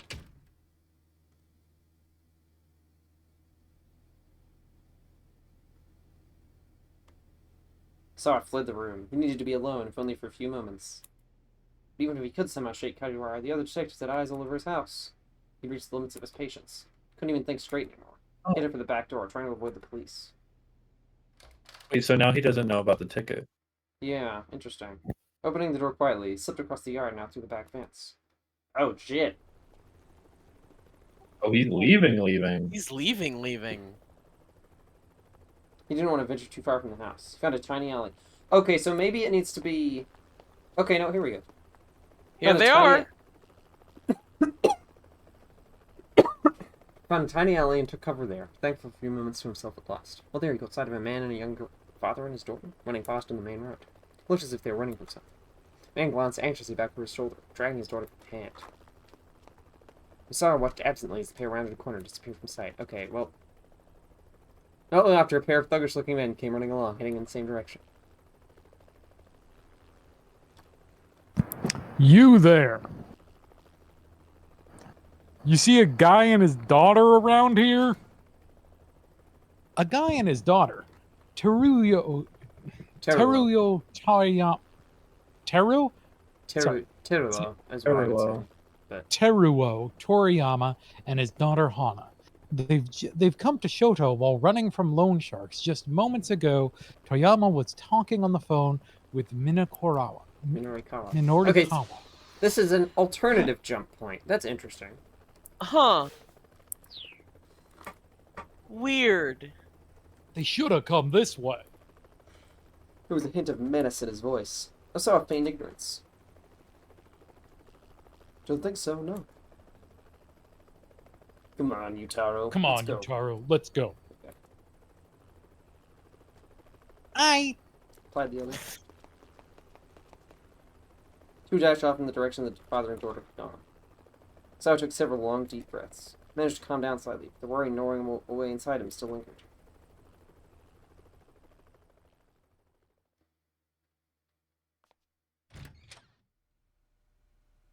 Sao groaned inwardly when we got back to his study.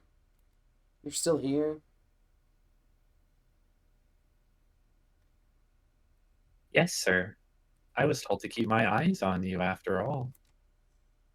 Believe me, it shows.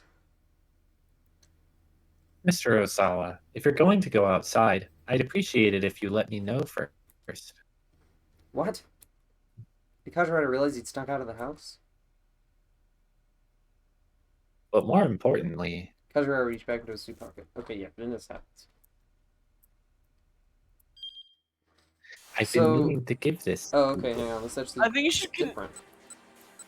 See, but this doesn't change. I think we might want to do I think you different should keep- advice. Going. Yeah, we'll keep going with this stuff. Trust the clock.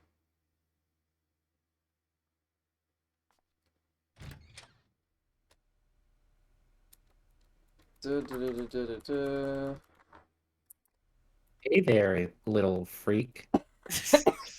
You gonna stay inside all day again?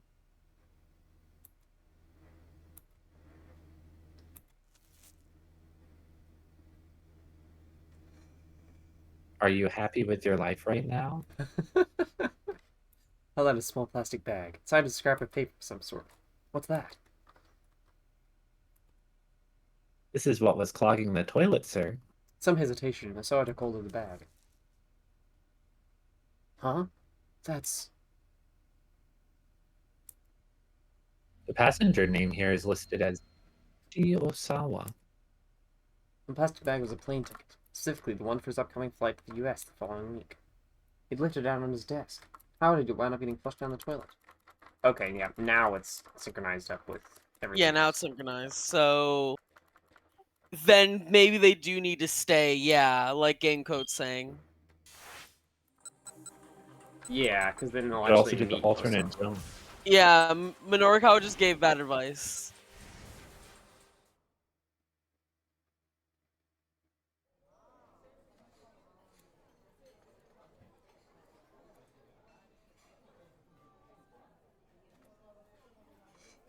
Just keep your head down and stay out of trouble. Stay where you are now. This is you, Soul. Stay where I am? But what am I supposed to do? Chub's voice dropped in and out. Sounds like he was moving quickly. Find some place to hide and just lay low for a while, I told him. Alright. Okay. So that should... Okay, well, I need to finish up now. Fuck. Riley, you did too early. Okay, the same one. There, now it's the save happened, it's transitioned, everything's fine.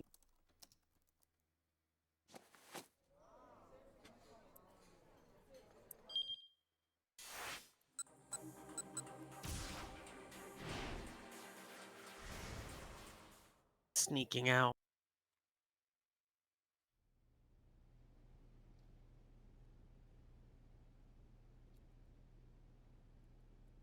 Oh, yeah, yeah, yeah, yeah, yeah, yeah, yeah, yeah.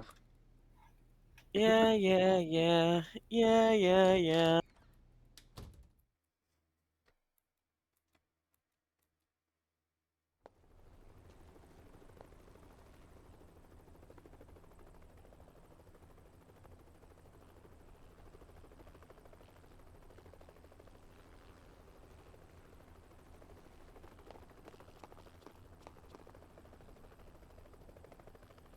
Man flashed a look up back over his shoulder, then took his daughter by the hand and pulled her off the road. He crouched behind some bushes, hiding. As he looked around, wide-eyed, he spotted Asao watching him from the alleyway. This is you, Soul. Help! Help me! Please! If these guys catch me, Oh! His father's eyes went wide when he got a look at Asao's face. You're... Asao thought he recognized this fugitive, too, but he couldn't remember from where.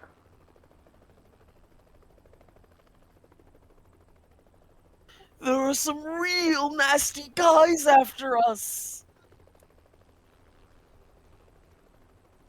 I know I have no right to ask you this, but please, at least help me keep my daughter safe!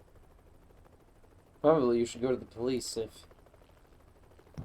I love No! I love the mismatch in energy you two are bringing to these roles. Asao They is won't be very able to apathetic, help I me think. with this! Please, I'm begging you! Help me! I'm sorry, but... Please, if not me, then at least help my daughter. Asao looked down at the girl. Unlike her father, she was calm and reserved. She reminded him of Maria just a little.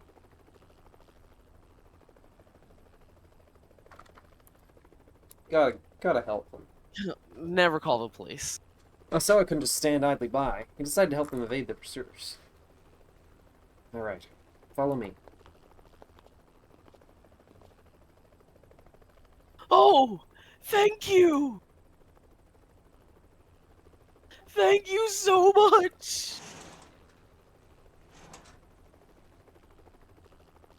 What is this fucking shot? It's so scary.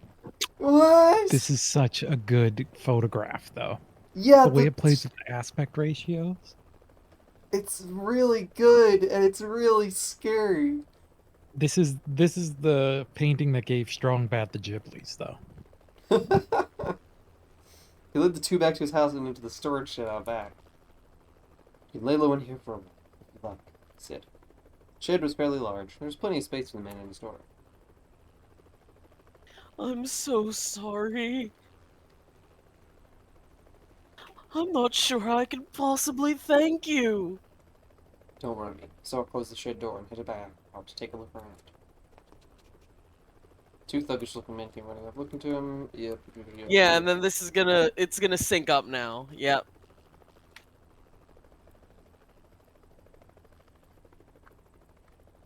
Which way they go? That way. Sweet, we almost got him. Harris sped away. Sorry, I didn't realize those were my guys. Yeah, it's fine. It doesn't matter because this is basically repeated dialogue, but that fucking sweet we've almost got was fucking got me. Yeah. So I waited until they were fully out of sight and called up to the shed. Alright, they're gone.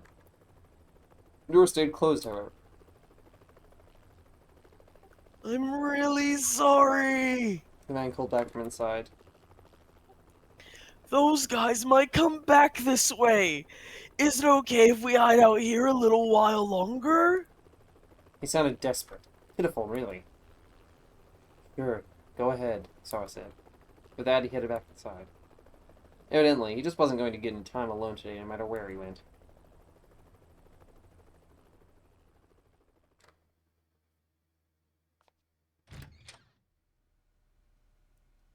And then, of course, Timeline linked back up. Kano. Kano's free! Kano Let's free go! from Pincer attack! pincer attack. Let's get pinched. And sir, Pincer attack!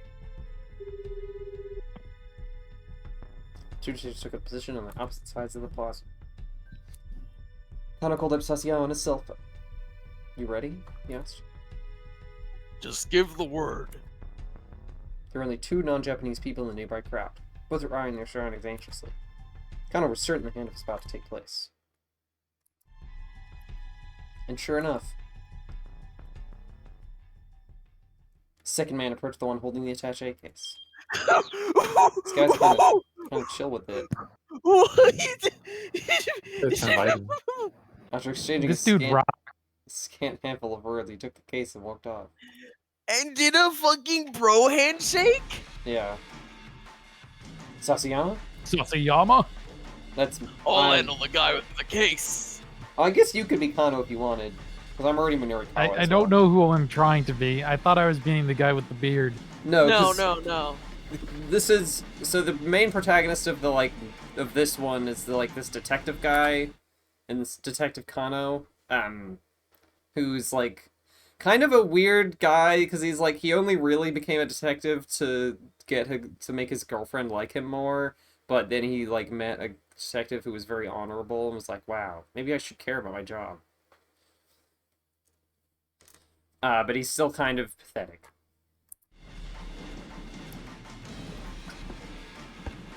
I'll handle the guy with the case. Got it. Sasayama broke into a run, chasing after the man who had taken the ransom. Kano hung up his phone and rushed to close the distance to the other man.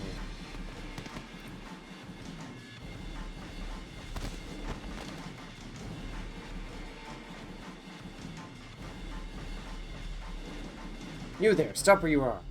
The suspect turned. Kano recognized his face. He was indeed a member of the foreign crime syndicate that operated in Shibuya. Is the hostage safe? Man's only response is an unsettling grin. Answer me! Though he repeated the question, the man remained silent.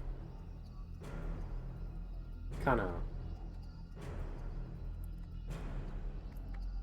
I feel like I Just fucking cuff him. Cuff him. Yeah. Took out a pair of handcuffs and... Oh, hang on. Oh boy.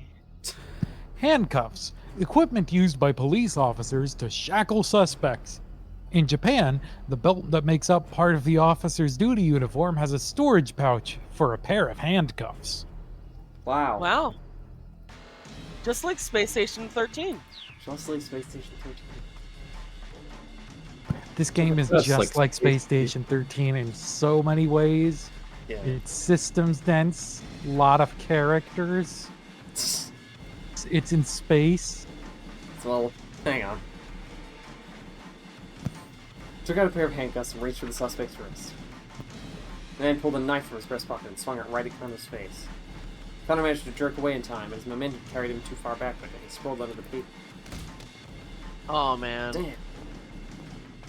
Not here. The suspect was already making a run for it. Not here.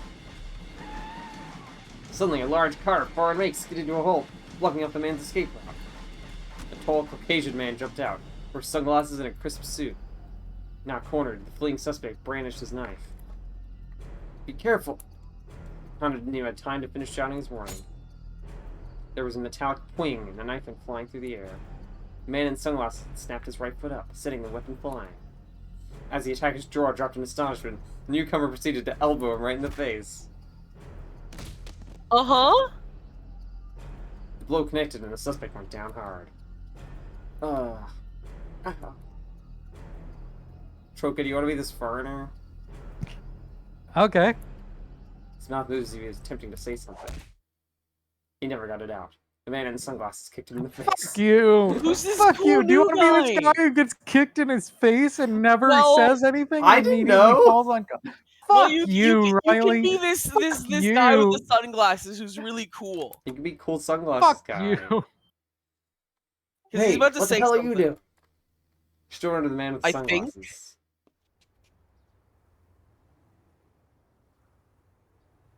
Man nonchalantly dusted off Smith. his suit.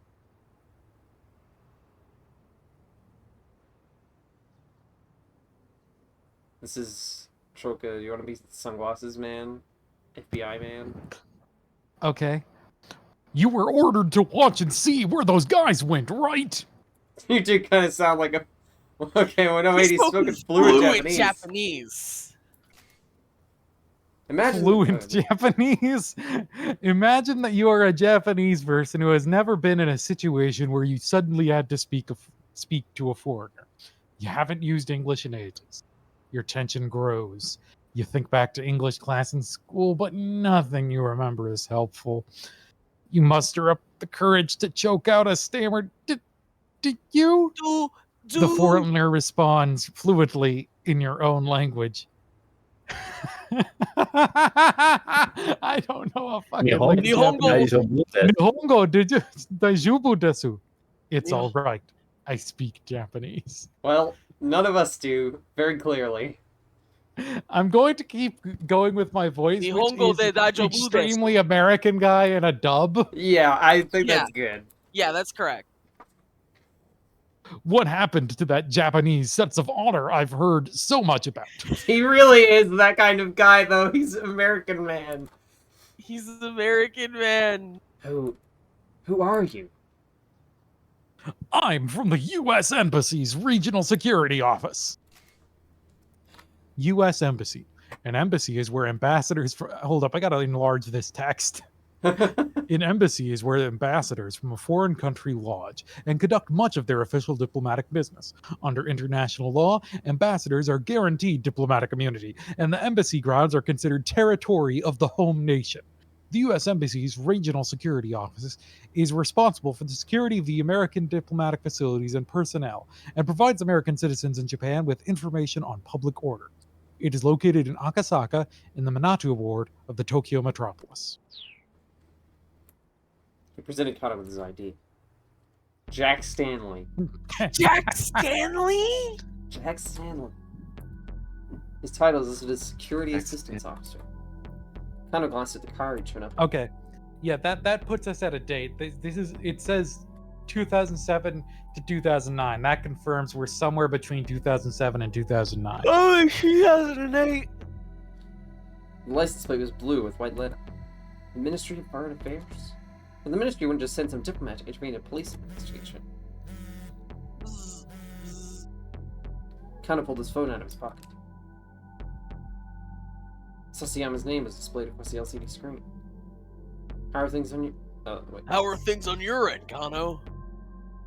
I have the suspect in custody. How about you? Sasayama hesitated. He got away from me. What about the attaché case? I'm sorry. But he's still gotta be around here somewhere. I'm gonna look around some more. Sasayama hung up.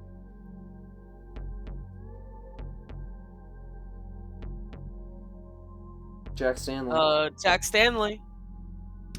What's your name, detective? Kano, from the Shibuya precinct. All right, Kano. I'm going to need you to follow my instructions for the next while. Why's that? Instead of answering, Stanley took out his cell phone and made a quick call. After a few moments, he held the phone out for Kano. Here, permission from your boss. He said. What? He took the phone gingerly, bracing himself. Kano speaking. You imbecile! What the hell were you thinking? It was Kuze, and he was furious. Understandably so, really. Kano had disobeyed a direct order. And for what? All he'd accomplished was losing track of the attaché case. I'm sorry, sir. You really think sorry is gonna cut it? You're of the Force, Kano! That seems like a bad end. He had no reply. He knew he deserved whatever punishment he got. Still, orders from up top didn't trump the hostage's safety. If he could have gone back and done it all again, he was sure he'd make the same call. Maybe that many was detected material, but so be it.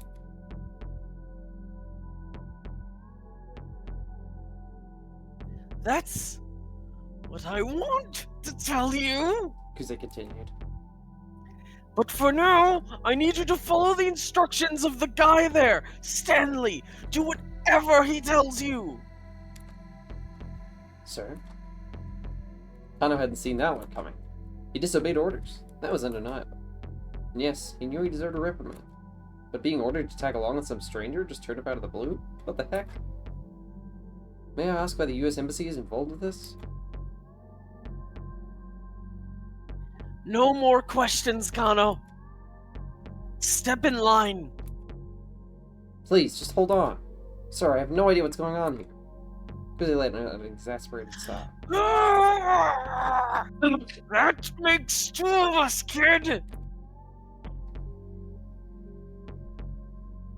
And with that, the director hung up. It sounded like even Kuze didn't have the whole story here. It meant that orders are coming from someplace higher. Aren't Syndicate moving the ransom around? US Embassy? Whatever was going on, it was more than just a local kidnapping case. Kano was deep in the middle of it. He handed the phone back to Stanley.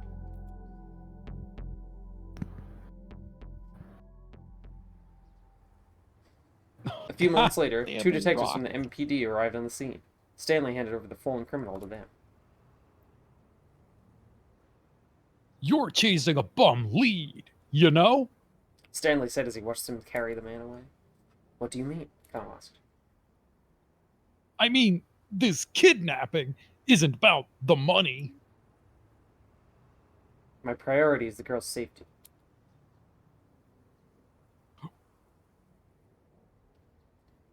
Right now, your priority is doing what I tell you to do. Kano gave him a scowl, but Stanley ignored it.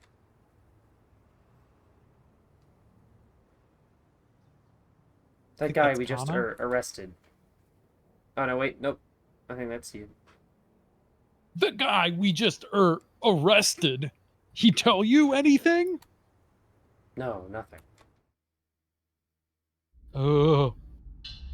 Really now? All trace of emotion drained from Stanley's eyes. His gaze pierced Great Kano photo. like icy daggers. That is legitimately a great photograph. Yeah. The shots in this game are really, like, there's some really great stuff. I really want just, like, a collection of the raw frames, because there's, like, a lot of good stuff that would be great, and as, like, desktop backgrounds, or just, like, as pictures. His gaze pierced Kano like icy daggers, held a glimmer of something dangerous, something Kano had seen plenty of times since he joined the force. He was looking into the eyes of some diplomatic liaison. No. This was a man who knew how to kill. Who'd killed people before. With some effort, Kano managed to regather his sense of professionalism.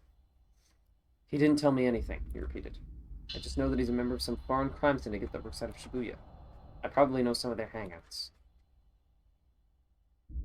Show me. Stanley said, cool as an automaton. We'll take my car. Kano wiped away some of the sweat that had beaded on his brow as they headed for the vehicle. He was just sliding into the passenger seat when Kuze radioed over the wireless.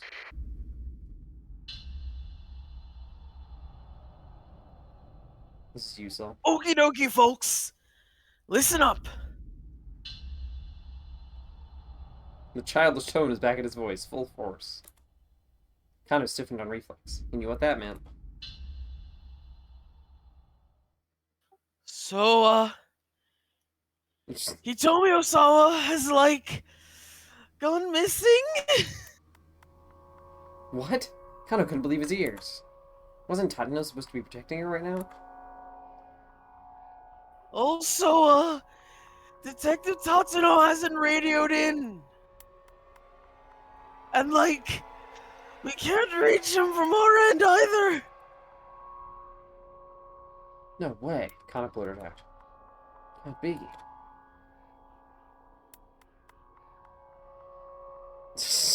So yeah, he Yes, might I have gotten caught up in this incident too.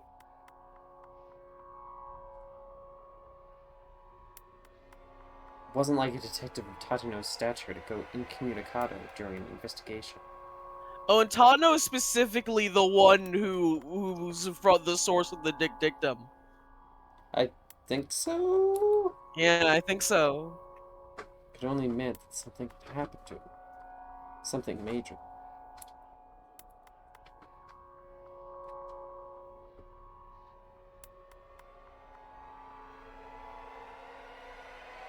To be continued. We did it. We did It was a Did rough it. start, but we made it.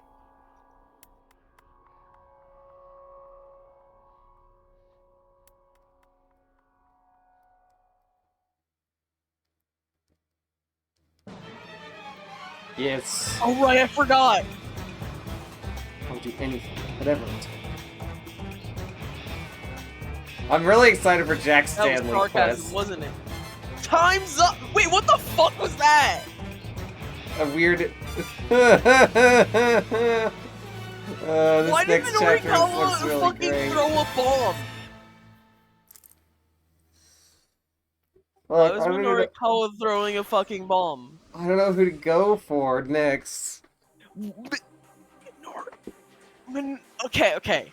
There's no way the Minori Kawa is immediately gonna get into the bomb, so not him.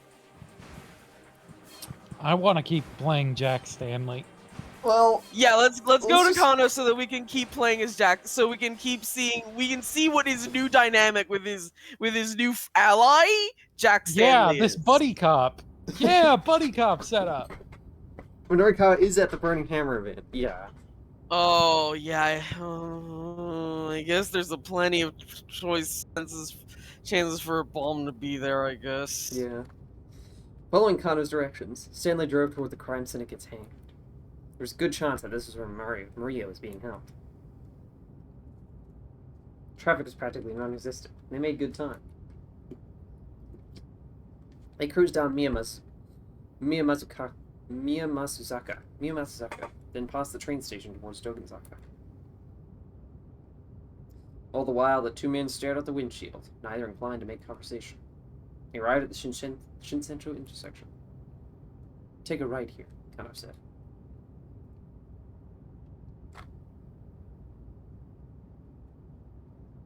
Jack Sure, okay. Stanley. You nervous? Stanley asked as he made the turn. His own tone was calm and low. Kano gave no reply.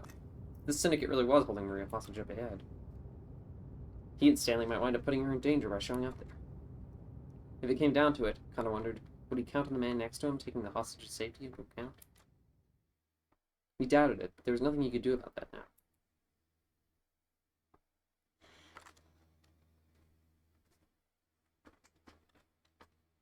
They arrived at the syndicate's hangout sooner than Kano had anticipated. It was a multi-tenant building in Tomagaya, southwest of Yoyogi Park. It's fucking Black What? Lodge. Twin Peaks, Twin Peaks, Twin Peaks.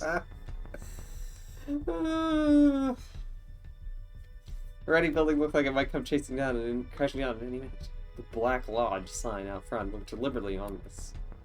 Kano knew the place as a bar frequented by expats from various countries, as well as a hotbed of criminal activity. Full of Garmin Bozy. Let's go. I'll take point.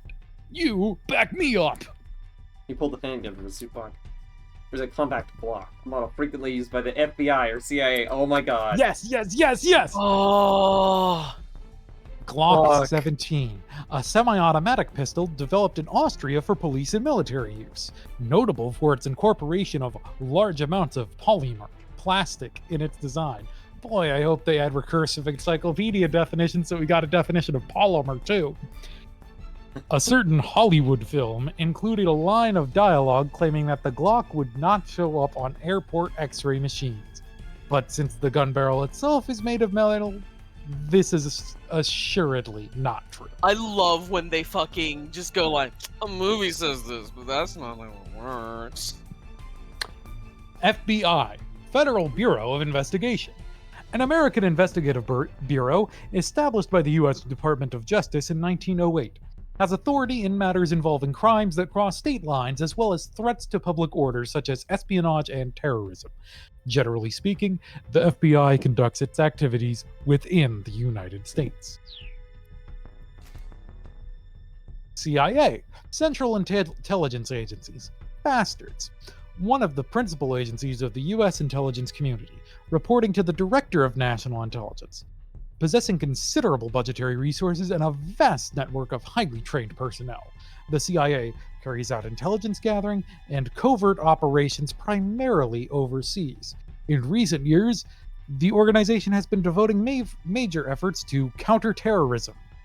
Null Caustic says cocaine eye distribution agency. Distribution. Yeah, the Coop. Coop Squad. Connor drew his own gun. It's too cautiously made their way inside. Coop Squad. They immediately heard some sort of ruckus from beyond a wooden door at the far end of the hall. Please don't be with this. Let's be what I think it is. Connor thought to himself. Sweat beaded on his hands as he gripped his gun tighter. He heard the sound of glass shattering. Then came the sound of something heavy falling to the floor. Broken. Maria! Ignoring Stanley's previous order, Connor rushed ahead. Always ignoring orders, this guy. This guy really needs to... Oh, jeez. We walked right into a massacre. There were nearly a dozen bodies sprawled out across the floor. He thought he recognized them all, the men who had participated in the repeated attaché case handoffs. Each appeared to have been stabbed to death. Had these guys been turned on each other? No, that couldn't have been the case. None of the victims was holding a knife. Which meant that whoever had killed them must still be hiding nearby. No sooner had Kano come to this conclusion than he heard a muffled cry behind him. Oh my god, Jack Stanley, no! Stanley! Oh no, Jack Stanley! Kano? They're on the floor face down. Kano, how'd you fuck up this bad? Stanley was dead! No! Our favorite character, Jack Stanley! Maybe when we rewind, we can fix this. I don't know if we can. I mean... Like, we didn't make a choice. You think this is one of history's fixed points? We didn't make a choice. Did we? Well, I mean in one of the other timelines. Right, we go into one of the other timelines, and we do something that stymies the stabber. Stanley was dead, stabbed through the back. We sell him some diet drink. That instant hesitation, Kato stood up again, gun at the ready.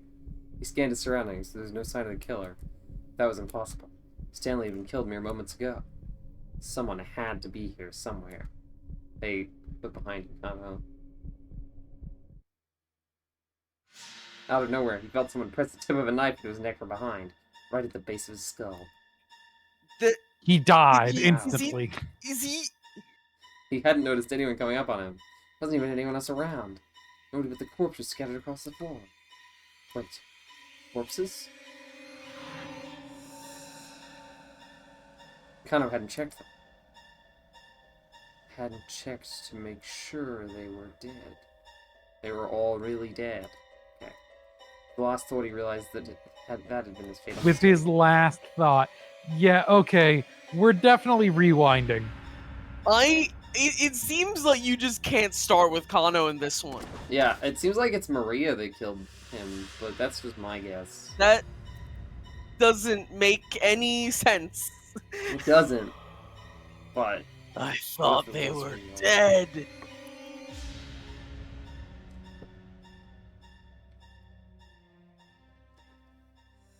well, that was pretty quick. Well, Kano, sorry to say, they don't want us to play as you right now. Okay, we just have to go back to Tama, obviously, because... Oh, okay. Sorry, I'm sorry. I just want to play as Tama. Don't you want to see how she's gonna resolve this? Yeah. Yeah, I'm I also gonna, want to play Sama. I think every other character is kind of a waste of time. I'm gonna go to the bathroom. I did Okay. forget that she was in this hell. Bottles of burning hammer littered the pavement, shattered into tiny bits of glass. Even if the recycling guy is really careless with the boxes, shouldn't have caused this much of a mess. Looks like someone came along and actually threw them all over the place. The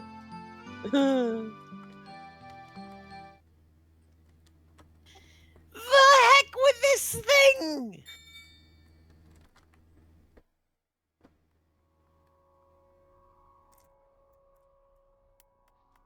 I toss away the miracle stone, which has clearly brought me only bad luck.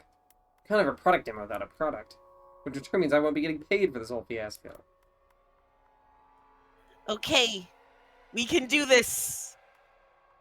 We can figure something out. I try to give myself a pep talk, but I hear the doubt in my own voice. I try to brainstorm anyway. Finding inspiration is like trying to squeeze blood from a stone. I rack my mind for the best course of action. And at long last, I arrive at a conclusion.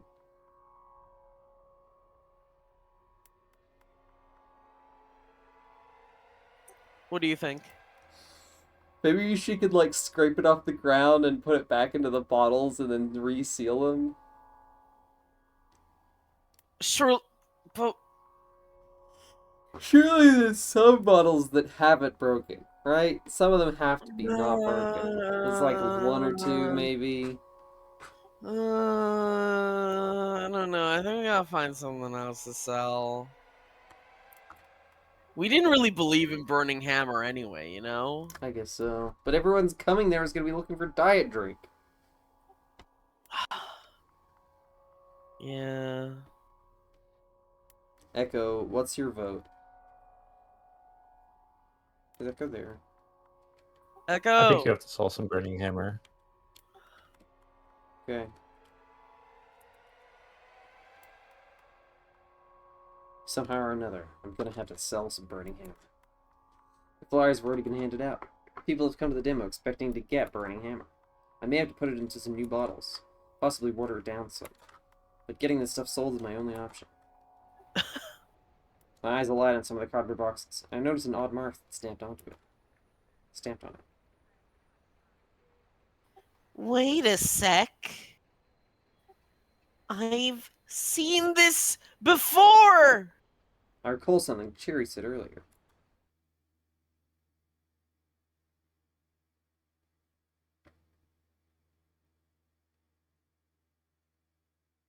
This is the sort of thing they'd sell in 100 yen shops or something. Oh my god. Oh my god, I didn't even What? realize that. What? This is her this is the necklace that she wants.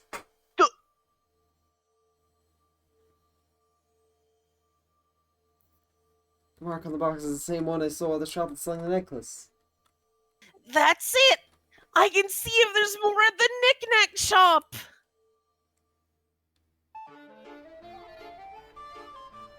Guided by Thomas this ray of hope. Ray of hope! A glimmer, a sliver, the ever-dwindling light in the distance. Point is, there's not much.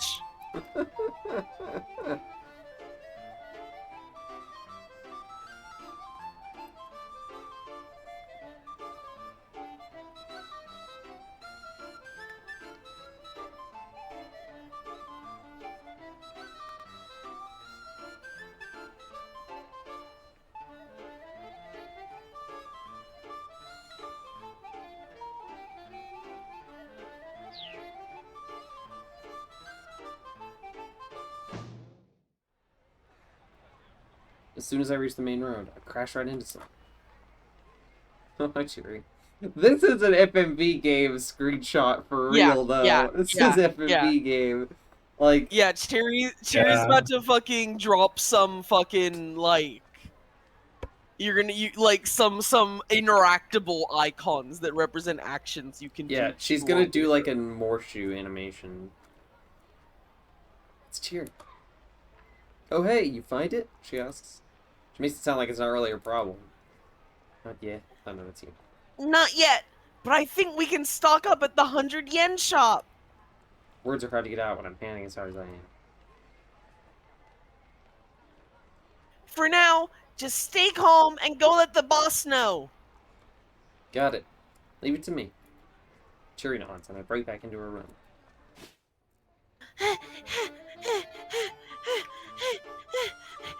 Practically praying as I rush into the knick-knack shop, where I immediately spot the cardboard boxes of silver still stacked up. Yes! I'm in luck! I dive into one of the boxes to check what's inside.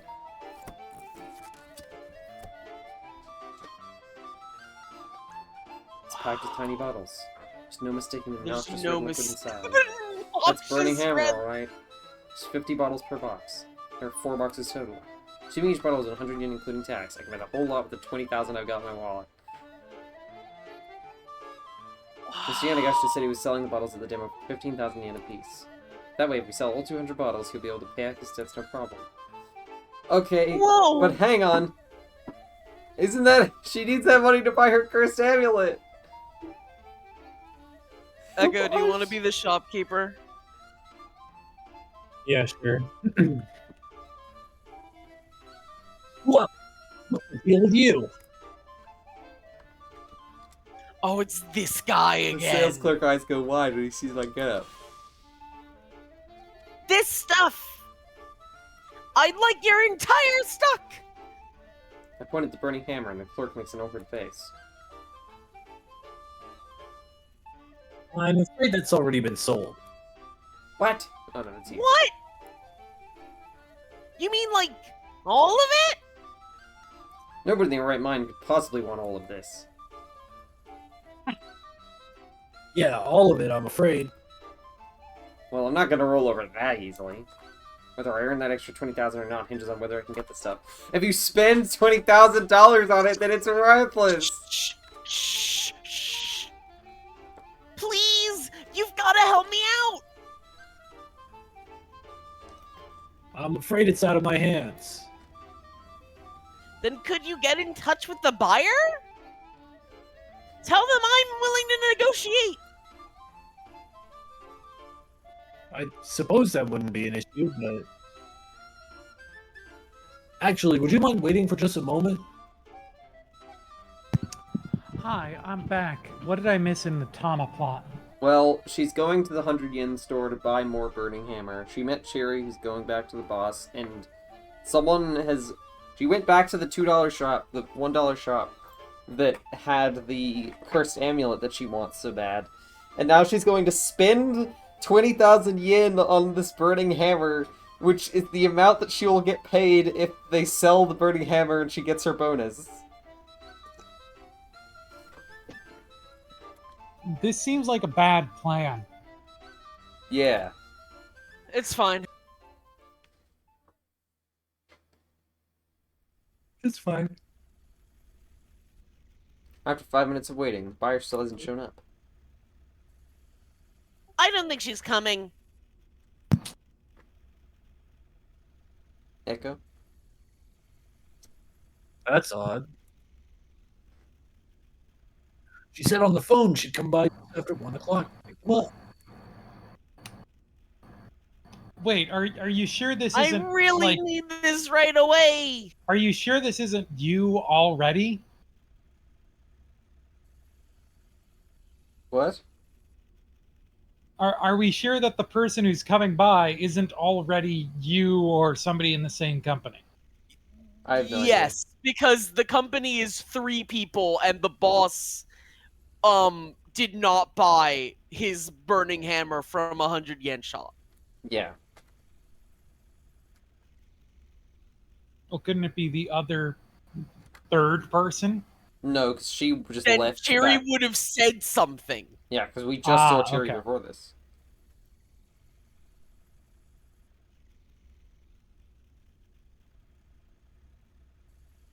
I understand that, but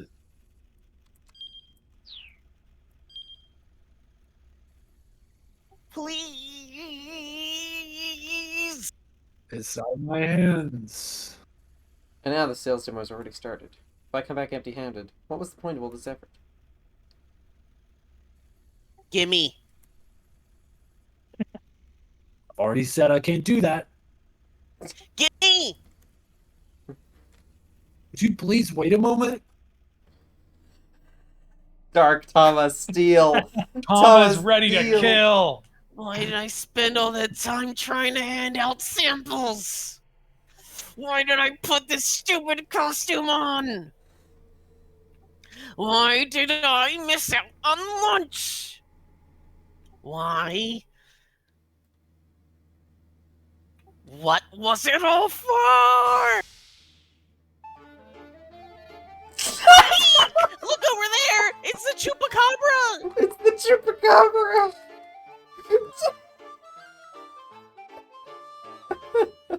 Whoa. Whoa, it's a chupacabra. Yoink! Do you want to do Thomas' narration, Soul, or do you Seizing just the want moment, to I snatch up the boxes of Burning Hammer and I make a run for it! Hey, hold it right there, miss. Sales clerk is quick to bar my pod. Woof! Ooh. I barrel my way right past him. I bump him harder than intended. As I race by, he loses his balance and goes crashing through the display case at the front of his shop. Okay, so she's stealing from the guy who she wants to buy the cursed amulet from.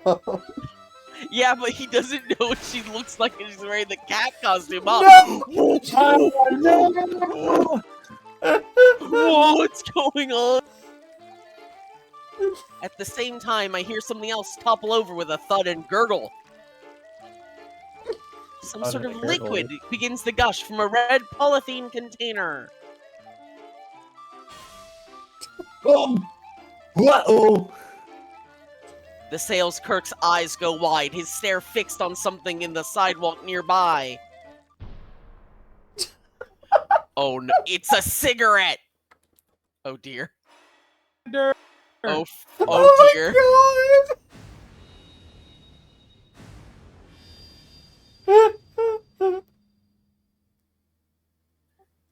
my god! The burning bud ignites the liquid in a sudden massive blaze. That's the true burning hammer. Brought down upon And now for today's news. Shortly after 1 o'clock this afternoon, there was an explosion at a variety store in Undagawa-cho in Shibuya, the cause of which remains unknown. Eyewitnesses report seeing an individual wearing a full-body cat costume fleeing the scene in the aftermath of the explosion. Police consider this individual a person of interest and have not ruled out the possibility that this bombing was a terrorist act. Several hours after the incident, the cat remains at large.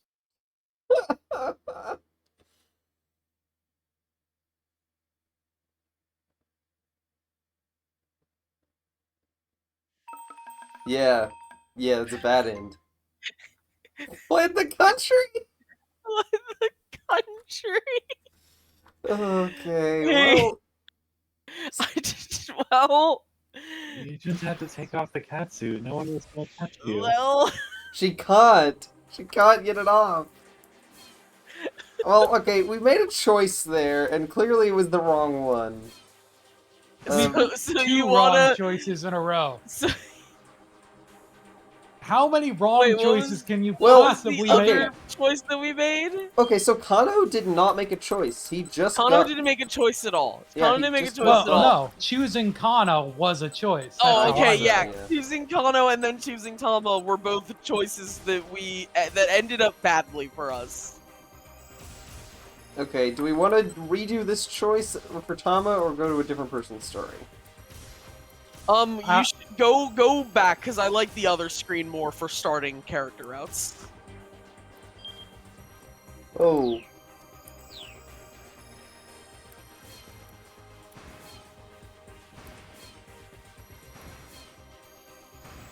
Let's go Achi style.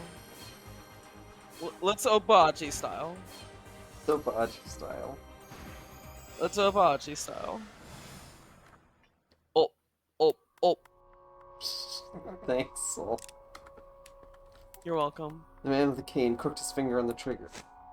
Hachi stepped in front of Hitomi, shielding her with his body. If you want to shoot her, you'll have to shoot me too.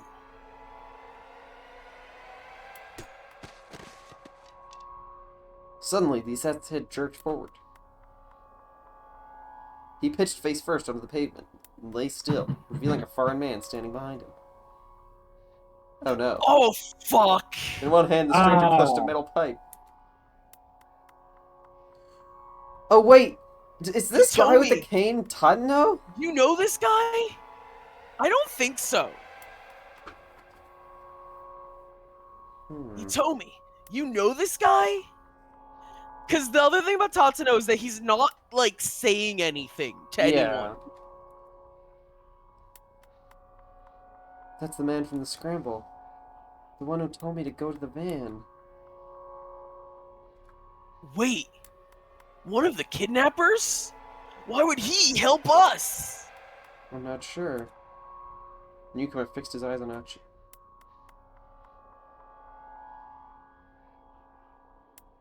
Hey, man. Great photo. I'm not sure what's going on here. But thanks for the assist.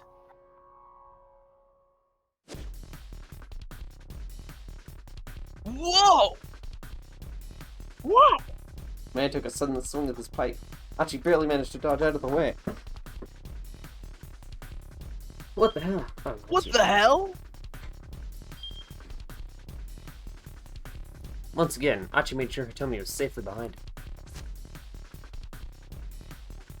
Guess I gotta let my fist do the talking. Hachi quickly adopted a fighting stance. Be careful, Hitomi warned, her voice trembling. Don't worry, it's just a pipe. I'll just snatch it away from him and make him tell us where your sister is. Just saying that out loud. Hachi judged the distance between them carefully as he stared his opponent down. The metal pipe gave the slug considerable reach. One solid hit from that thing and Hachi wouldn't stand a chance. He needed to end this in one punch. The crook sized him up for a few moments, then lunged forward to attack. Now! Hachi sidestepped to avoid the incoming blow, then delivered a vicious left hook to his adversary's jaw. Man went down hard. Hachi gazed at his fallen foe, flexing his knuckles. The thing about guys who bring weapons to fight is they always let themselves get too cocky. Skill? He looked at the guy over, and had two peeking from one of his ratty sleeves. Come on, buddy. You can't clock out just yet. Yeah, that says skull. Get up. Feel it. I've got a few Or not. questions for you. He knelt down to grab the man by his collar. Halfway to his feet, the man pulled a gun from his breast pocket. Oh, fuck. Whoa! Didn't know you were packing heat. Hachi took a quick step back. The man's eyes brimmed with rage. He looked ready to pull the trigger at any moment. But he didn't get the chance. The man with the regained cane! consciousness, back on his feet, trained his own gun on the foreigner. The foreigner quickly shifted his attention to the other gunman. Oh, no, you don't! Hachi darted forward and kicked the kidnapper in the hand as hard as he could. The gun went flying from his grasp. With a low snarl, the man took up the middle pipe. Los? This is so foreigner. Foreigners love to snarl. Rather than go for Hachi, however, he charged the man with the cane. What the? What the? This is getting nasty. Hachi watched in astonishment as the two men grappled. Now's our chance! Grabbing Hitomi by the hand, Hachi broke into a run.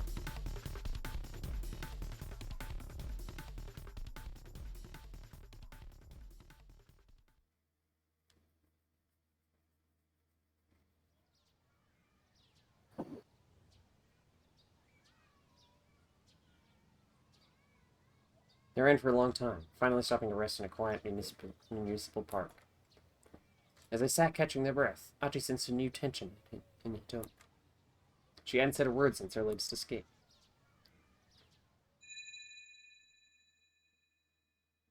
She has to die, Achi. It's for your own good. That was what the old man said. The cane guy. In his mind, Achi replayed what the man with the cane had said. So, he told me Achi hesitated. about what happened back there. Yeah. She sounded like she'd been far gone in her own thoughts. You gotta believe me. I have no idea who that guy was. Never seen him before in my life. He must have been saying that stuff to confuse us, to trip us up. Yeah? Hitomi said again. Is that what's been bothering you?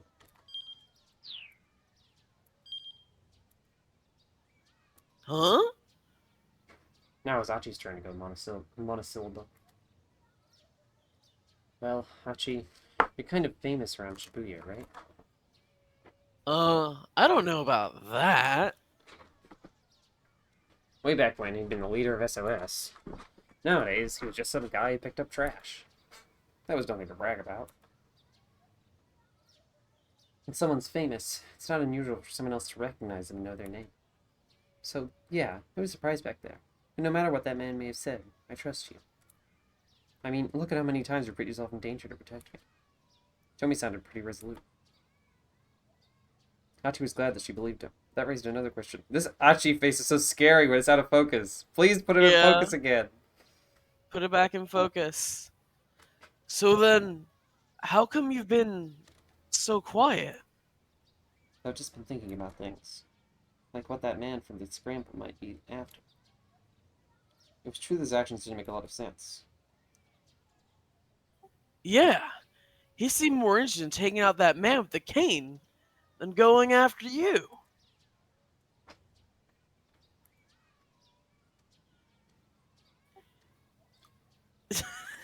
What? What do you mean mistaken identity? What could that possibly mean? I mean, like, they definitely have bad blood between them because one of them is like, one of them's a farter, one of the farting syndicate, and one of them's not. Who? Man, there's bad blood. Maybe there's bad blood between them. Achi let out a little chuckle. If we're lucky, maybe they'll take each other out for us. Felt a rush of relief, reassured that Hitomi didn't doubt his motives. Regardless, we have to track down that blue van. The sound of a child's cry came from behind them. Turning to look, they saw the kidnapper rushing toward them. He had knocked over a little girl who was in his way. No! No! No! No She's rest really for the face-planted. weary. Yet again, he and Hitomi sprinted away. Taino's gonna kill himself Yeah. over this.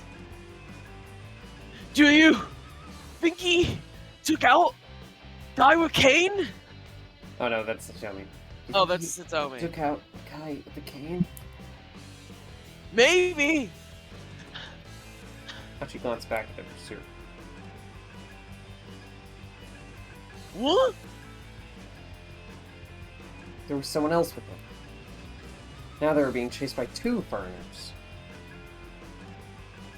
I like this better. We were just running from the one guy with a cane. In a one-on-one fight, Achi was confident he could keep Hitomi safe. 1-on-2, though, that was a different story. One guy might get a hold of her while he was facing off against the other. He had to make sure they lost these creeps, no matter what. Keep out. Keep out. That was pretty solid. Pretty easy keep out.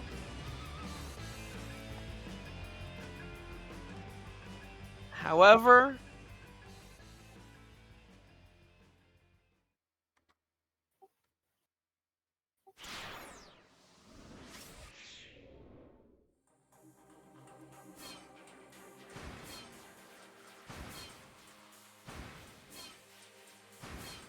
Minorikawa or... Okay.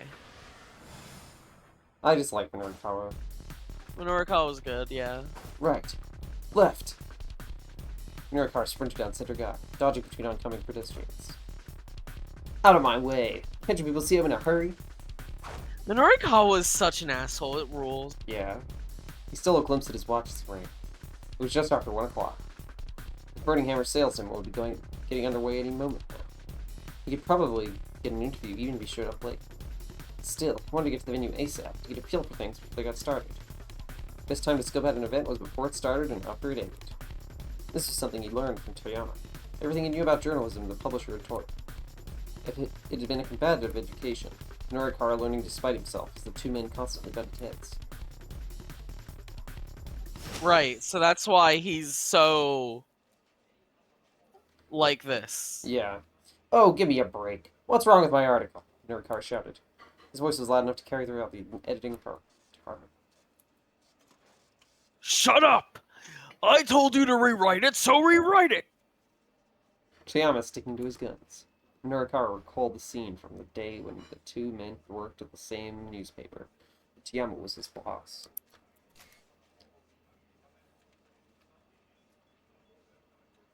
Kuoka? Stroker here? Oh, yes. Hello. Sorry, I checked out for a little bit. At the time, Toyama was the copy editor for local news. Known as the Red Pen Gatekeeper, he would go around checking young reporters' copy like mad. Due to his vigorous efforts, a great many articles never made it to the page. What's wrong with it? Show me what's wrong.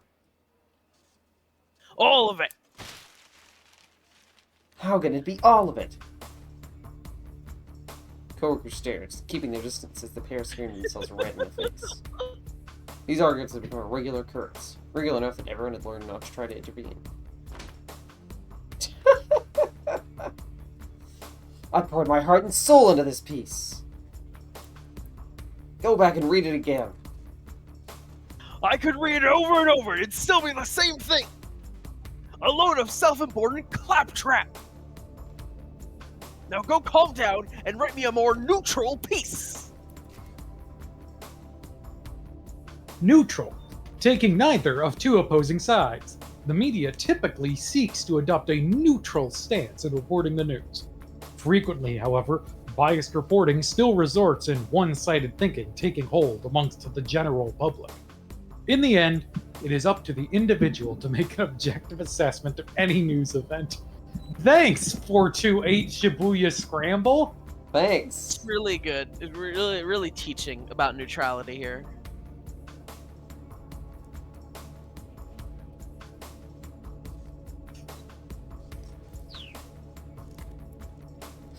Calm down. You must be joking.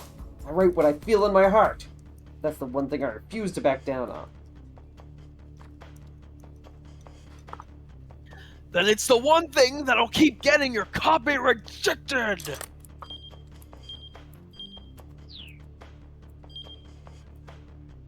Aren't you the one who told me to be bold and daring with my writing? Yeah, I did! But I remember telling you to write me garbage! By now, Minorikara and Toyama are practically at each other's throats. Still, despite these almost daily shouting matches, Minorikara never resented Toyama. Not really. How could he write a piece in a way that would shut Toyama up? Trying to figure that out was how he developed his skills as a reporter.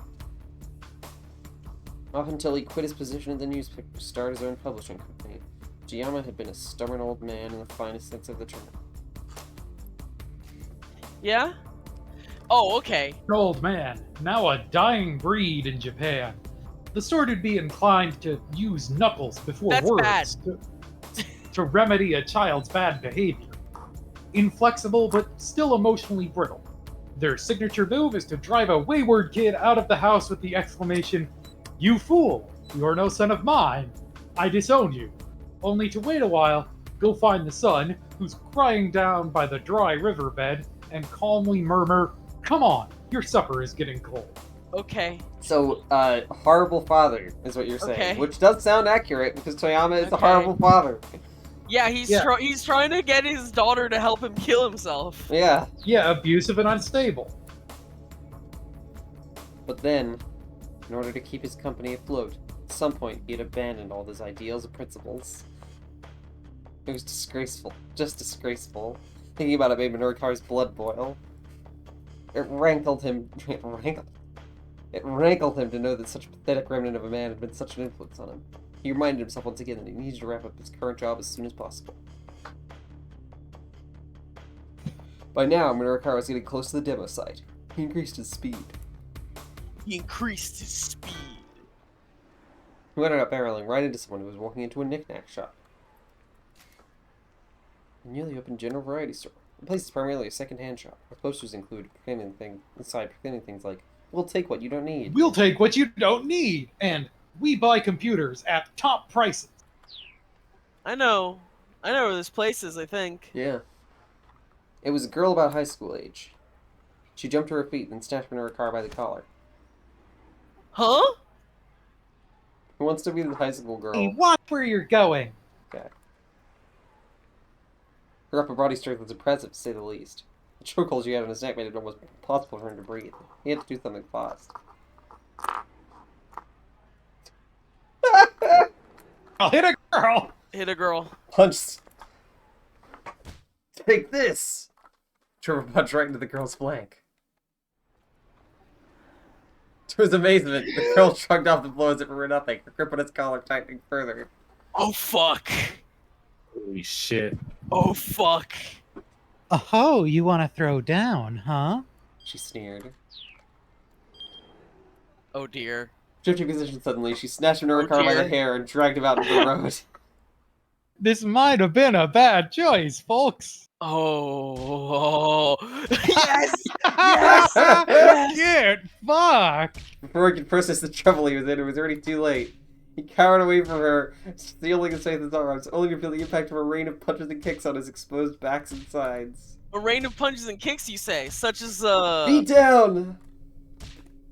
He's being beat down! Shibuya beat beat down. down. Pain shot through his body as each blow landed with a perversely satisfying thump. And then the pain continued to intensify. Oh crap, I'm going to die here, aren't I? Never thought my life would end so soon.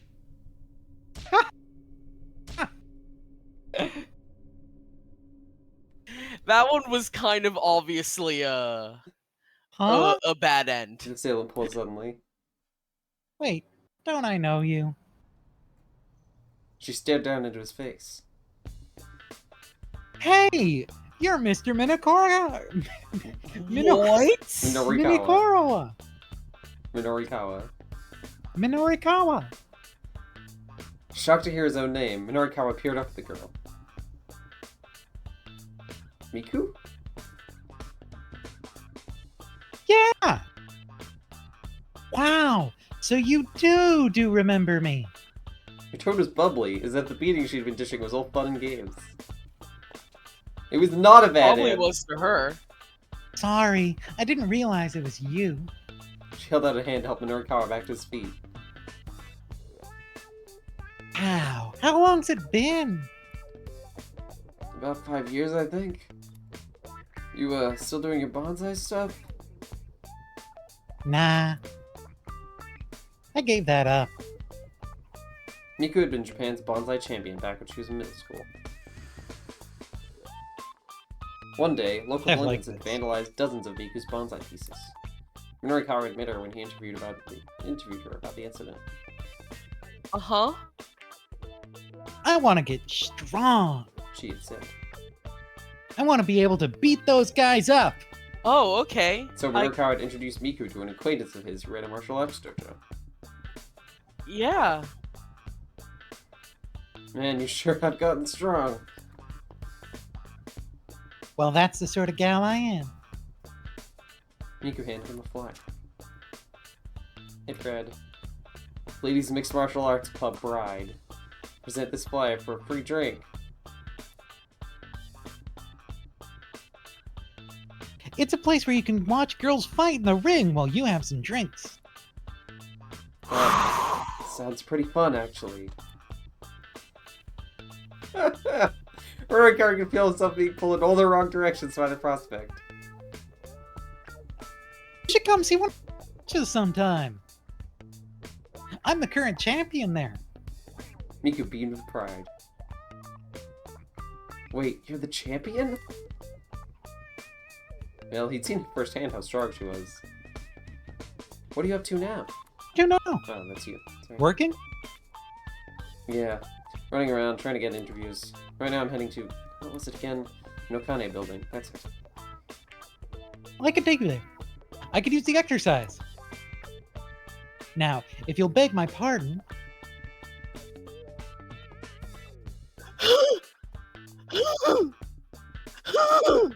Miku casually lifted Minorukawa up onto her back and broke into a jog.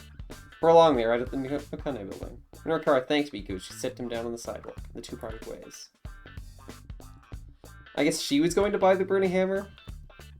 Yeah, and now she won't. Yeah. At long last, he right at the Nokane building where the event was being held. The wall by the elevator was plastered with posters about burning hammer. Get it or regret it, as seen in magazines. 100% weight loss guaranteed. Wait, This is blatantly false advertising. Yeah, I don't think you want to Yeah, lose you- 100% of your weight. that's death. It's like you're evaporating. The messaging was kind of a mess. Felt like they'd been thrown together at the last minute. Norikara avoided the elevator in favor of the stairs, rushing up to the event site on the 3rd floor. Emerging from the stairwell, he saw more posters on the wall pointing the way to the sales demo. Followed the arrows to a room deeper within the building. Here we are. Opening the door, he saw about 50 chairs, most of them occupied by female attendees. There was a stage set up at the far end of the room, but nobody was on it. It appeared that the event had yet to begin. Norikara quickly looked over the crowd. Roughly half of the women were somewhat elderly. All of them looked like they could stand a decent weight. And for some of them, at least, that ship had surely sailed some time ago. The crowd gazed at the stage with anticipation. A beverage that allowed you to eat plenty and still lose weight was definitely an appetizing proposition. Did something like that really exist, though? Oh well. Norikara was just going to have to wait and see. It was best to get his mind into journalism mode. Time passed. The demo didn't start. Audience began grumbling in frustration. Hey, wait a second. Didn't this guy get sidetracked by ladies sumo wrestling No, that was earlier? a bad end. That was the... I know, But but yes. all I'm saying is that this guy has a demonstrable predilection towards being sidetracked by women's wrestling. Yeah. Yeah.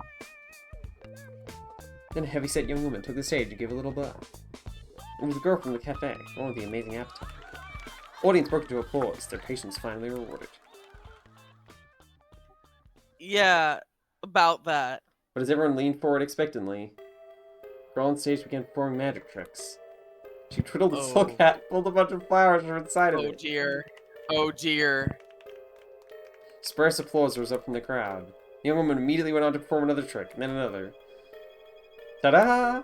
A coin in her hand became 3 coins as she spoke magic words. She's not very good at this, Minorikawa thought. Though whether she was good or bad wasn't really the issue. He had a tight schedule to keep. There was no time to stand around watching silly sleight of hand antics. Scanning the room, he spotted a man who looked like he was probably in charge. Minorikawa headed over to him. Hey, you the one running this thing? Well, yes. When's the actual sales demo going to start? Soon. Very soon. Yep. In how many minutes? You know. Soon. I asked for a number.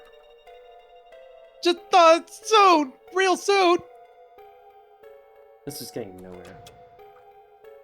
3 minutes, Minorikawa declared. He held up 3 fingers to emphasize his point. 3 fingers pictured. Yeah. If this thing doesn't start in 3 minutes... If it doesn't start, then what?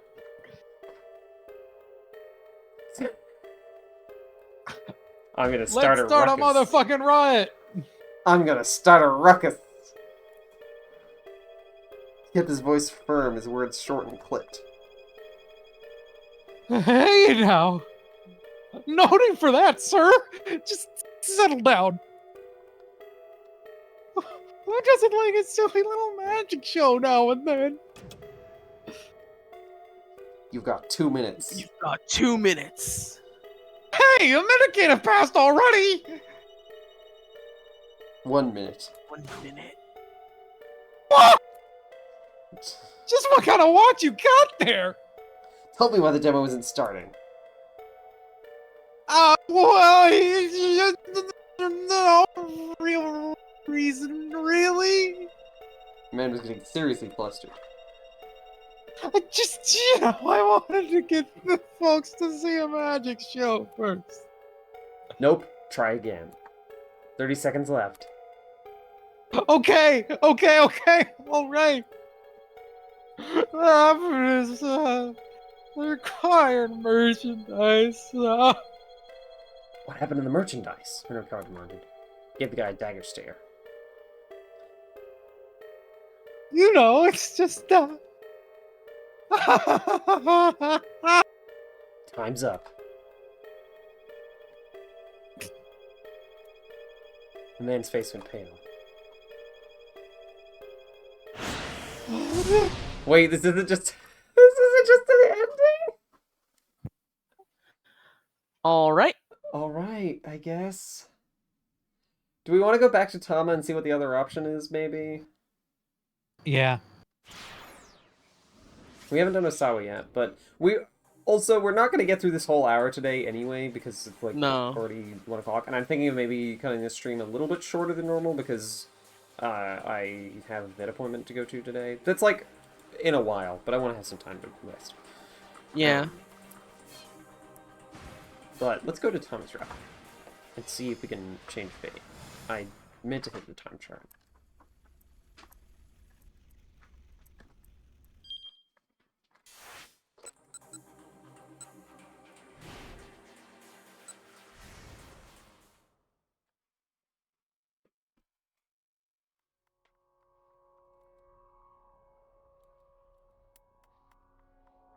And at long last, I arrive at a conclusion. I'll just have to find something else to sell. But what could that something be? I try to think. Though, hang on. We could also maybe Minorikawa... Maybe we chose the right option, and Minorikawa just needs to apologize to that girl so that she maybe doesn't leave the secondhand store? Maybe. We'll see where this goes, anyway. Let's see where this goes.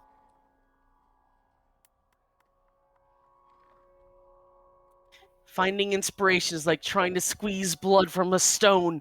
I rack my brain searching desperately for a solution.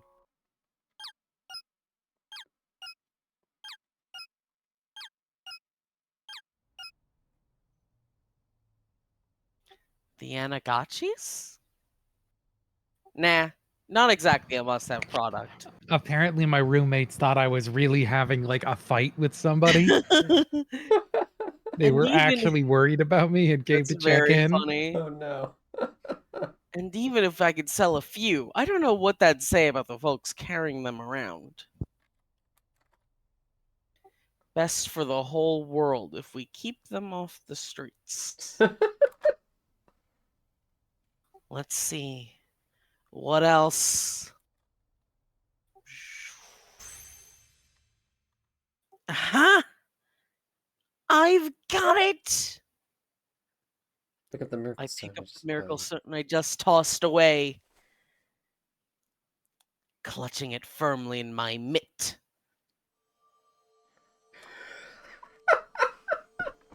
This is a heavenly picture. This is I a really tilt good my image. gaze towards the heavens and make a wish. Reblog this heavenly Tama to have good fortune.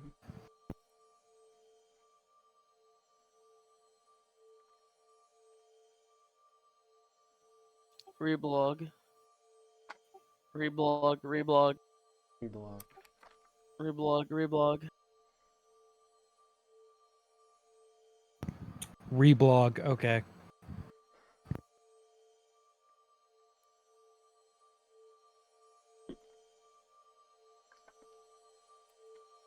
Please grant me a miracle. Oh, I thought she was gonna sell the miracle stones. Nope, she's praying. And my wish is granted. What does that mean? Is she finally gonna get out of that cat suit? No.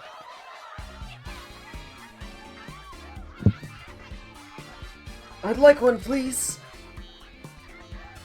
I'll take 10! Mr. Yanigashi can barely give up the demand as the crowd clamors for their miracle stones.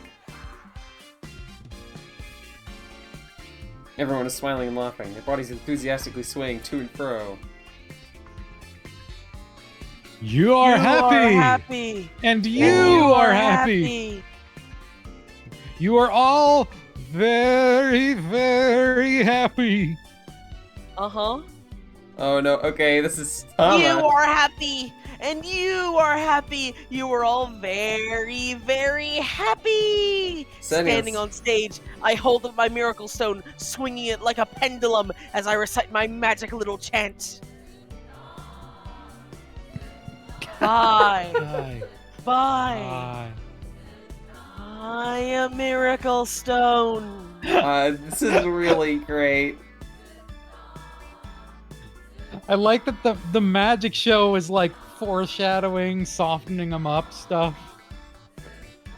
They're fucking like Yeah. voice acting. Stone!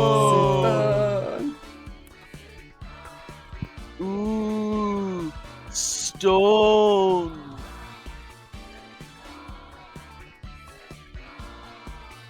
The room vibrates with cheering and rumbles with applause. It really is like a miracle. We've actually turned this disaster around.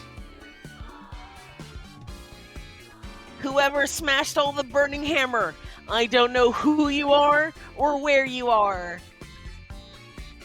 But thank you!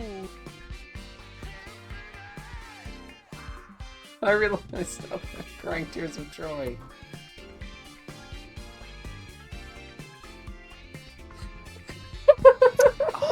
Finally!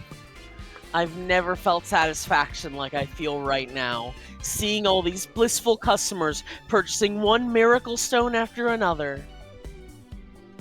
It feels like nothing could possibly go wrong. Honestly, I'm just grateful to God that I get to be here right now.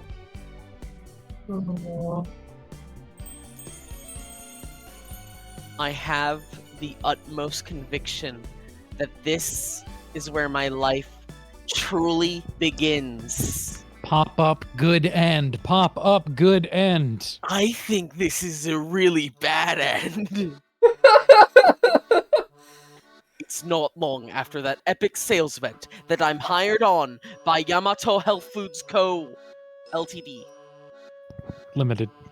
Pretty soon after that, I'm on a plane bound for South America. Oh no. I'm on a business trip to purchase our next product. Cocaine. Amazonian Miracle Mud.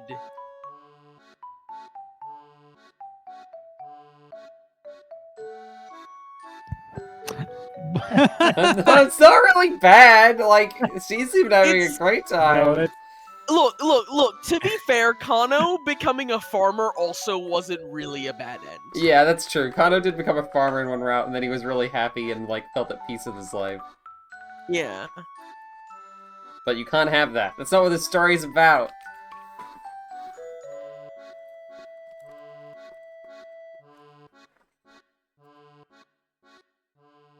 So, Riley, I think that you had the correct answer Yeah. with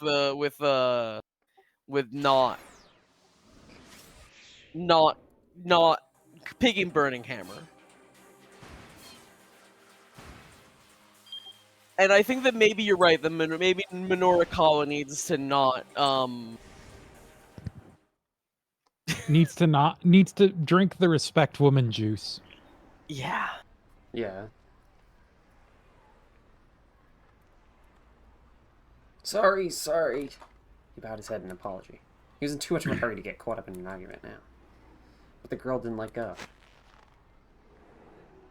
Instead, she tightened her grip. Look, I'm sorry for not looking where I was going. Minorikawa could barely grow out his apology. Oh, fine. I'll let it slide this once. She relaxed her hold with a scowl.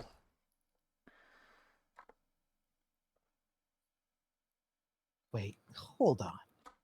He stared good and hard at Minorikawa's face. Hey, you're Mr. Hey, you're Mr. Minorikawa. Surprised, Minorikawa gave I'm her sorry, a I've been little- practicing that name and I still flubbed it. I'm It's sorry. fine. Miku? Wow, so you do remember me. She smiled with delight, apparently forgetting that she'd just been wringing his neck. Wow, how long's it been? Is this all repeats? No, because I think she's going to not have to carry him back because she didn't beat the fuck out of him. But it's mostly gonna But be yes, repeats, this is yes. mostly the same dialogue. Yeah. About 5 years, still doing the bonsai stuff. This is a different... Yeah, this is different. The mention of bonsai likely calls to mind elderly hobbyists, but recently the art is attracting more young people, as are other aspects of Japanese-style interior design. Varieties of cherry and maple, smaller than normal bonsai, are becoming popular with practitioners, as are fruit-bearing trees such as plum leaf apple. There are even spherical balls of soil covered in moss, shaped to look like cute little miniature planets, with plants growing over their surface.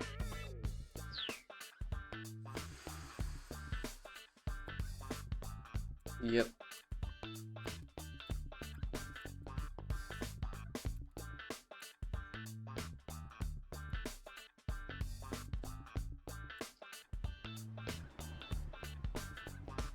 Well, you've sure gotten strong, alright. That's the sort of gal I am. Ladies and martial arts club pride. Oh, this actually gives me a thing now. A show pub that began as a side venture for a group of female mixed martial arts fighters, not fightists, who are facing financial difficulties. There's an octagonal ring inside the pub, and the rules state that anything goes between the young women who fight inside. Customers are able to take in the fights while enjoying their drinks.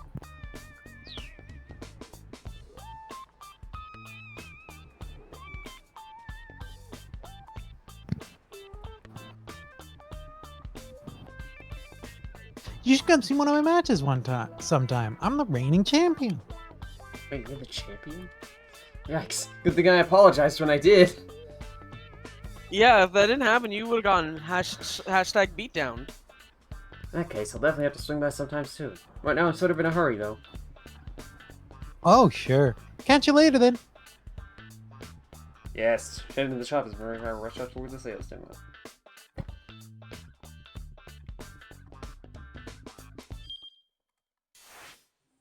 Oh, hang on. Wait, you should. I want to see what happens here, actually.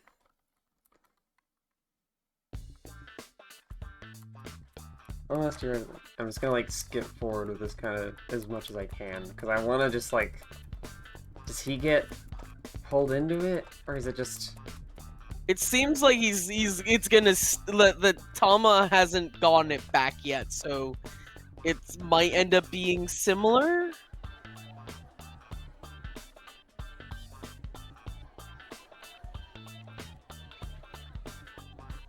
If it's just the magic show again, I'll just go to Time Chart. Yeah.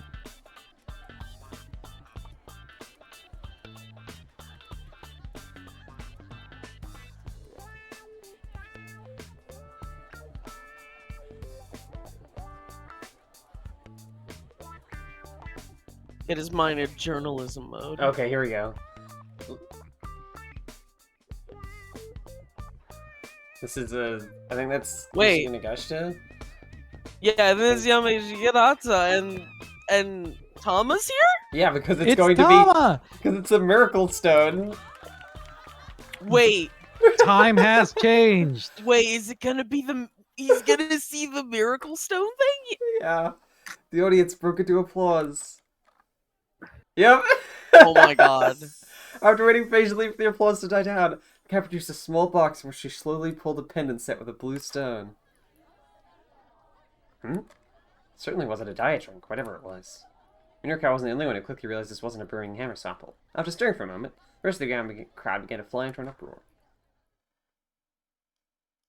Quiet. The cat shouted. Taken aback, the crowd quieted down. The cat held the pendant up high so that everyone could get a look at it. She's doing fucking mass hypnosis. Do not take your eyes off of this pendant. If you do, you will die. A jolt of panic shot through the room.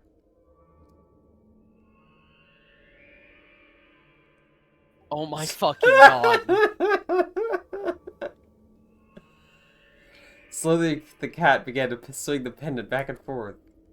Oh my fucking god. Norcar couldn't quite recall what happened after that. Oh my god, he got... When he came to his senses, he'd already pulled a 10,000 bill from his wallet. Hanging to the man he assumed was the demo organizer. Shady received a pendant the same as the one the cat had been holding. Oh my god. Oh my god! I've done it! Norcar wanted to himself excitedly. What? Clutching the pen in his hand, he could feel the energy irradiated coursing throughout his body. Cat's monotone trotted to the stage, sounded in his ears like the chorus of angels. Overwhelmed by a feeling of ecstasy, he could scarcely contain, and Norcar repeated his words to himself. I've done it. With this, I'll be the greatest writer the world has ever seen. My articles will stir the emotions of the entire human race. They'll laugh, they'll cry, they'll tremble with fear, they'll jump for joy. No longer was the Pulitzer. Pulitzer Prize, a prize awarded for excellence in journalism, literature, and music composition. Named for American journalist Joseph Pulitzer, active during the late 19th and early 20th centuries, and administered by Columbia University, to whom he willed all of his money in order to establish a journalism school. 3 Japanese photographers have been awarded the prize in the past. Gotta zoom in a little. Yasushi Nakao, Kiyoshi Sawada, and Toshio Sakai. Practically already his. Norcar wanted. No, he needed to tell someone how excited he was. It's a miracle he had attained. He wasn't just going to squander it on himself, oh no. Journalists of his stature needed to share what he knew with all of humanity. He opened up his laptop. He booted up his word processing program. He deleted all of the articles he'd been working on. He knew what he really needed to write. A special edition report on the Miracle Stone. Only in 4-star General Gossip spring issue. Must-have stone already in many fashionistas' collections. Look out, world. Mysterious gemstones set to change international balance of power. Blessed by the Miracle Stone? Get your hot stock tips here. The pages originally slated for the pros and cons of security cameras and washed-up screenwriters instead filled with glowing praise and rave reviews of the Miracle Stone. I don't think it's real. I don't know if it's a curse. It is just that, I mean, he was hypnotized. He was hypnotized. Never heard Minurka be more proud of his work.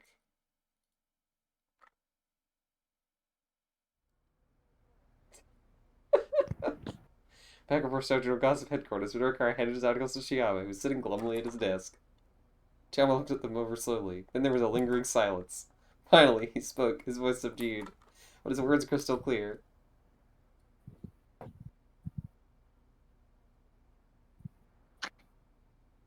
Yeah. This is all getting axed. Yeah. This is all getting axed.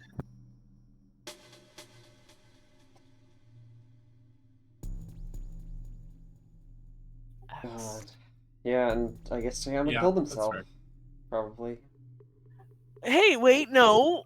Maybe Toyama sees what Minorikawa has done A series about a bunch of and is like gorillas? so just like Appalled. shaken by it that he turns back into like the newsroom guy that he used to be and he kills Minorikawa. Oh, hang on, I didn't want to do that. Riley, I you wanna- went back.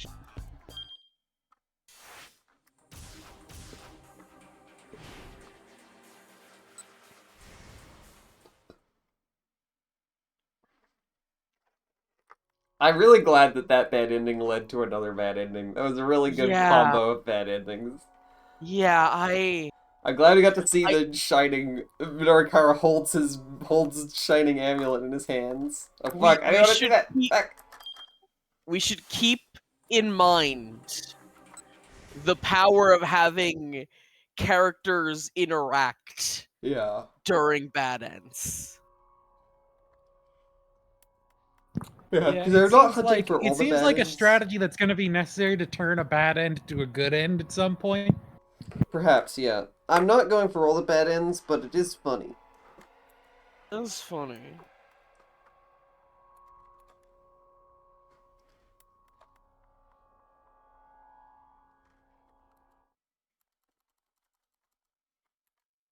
Alright. Alright. Alright. Henge. It's already been sold. What? All of it?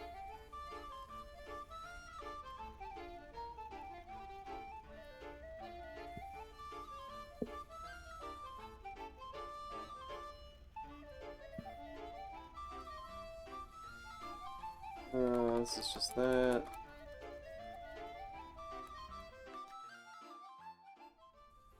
Here we go. Okay, this is Echo, Soul, and Troca. Sales clerk. Smell. Even as I'm speaking with the sales clerk, a girl wearing a hoodie comes in. She's got a tiny frame and a doe-eyed face. Hey, I've come to pick up something I reserved. This must be the customer the clerk was talking about. Please pardon my intrusion, but would you be willing to let me have these diet drinks? I bow extra deep, and my costume head wobbles all around. Wait, what? I'll pay Oh you my double God. what they're worth. You don't have that Wait. money! That's as Wait, much hold money as on. the amulet! No can do. I've never seen this brand before. I'm super curious about it. Surely you don't need this many, though. I do. I make my living with my body. This is about how much I'll need.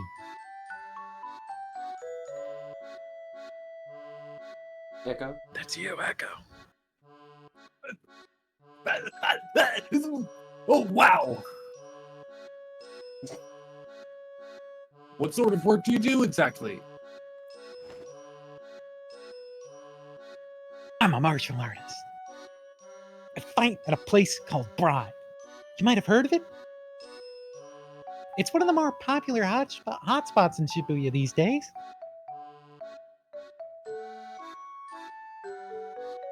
Oh, I know the place. That's where they have the cosplay martial arts competitions, right? Hold on. What are we talking about now? What's Bride? I've seriously never heard of the place. I think this is the shop clerk. Who is? That's not. Riley, press again to see if it tells us. Oh yeah. Yeah, there we go. It's a Nightlight's fault. Ladies cosplay as anime characters, but they fight for real. I've been wanting to check it out. You've hit their membership cap. Membership cap. At present, the exclusive bride has already exceeded its allotted number of members and is not accepting new ones. Given the buzz about how both the costumes and the fights are really something to see, memberships that are auctioned off online command quite high prices.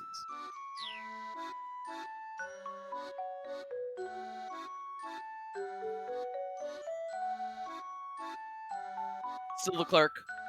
So then you must be pretty strong, huh?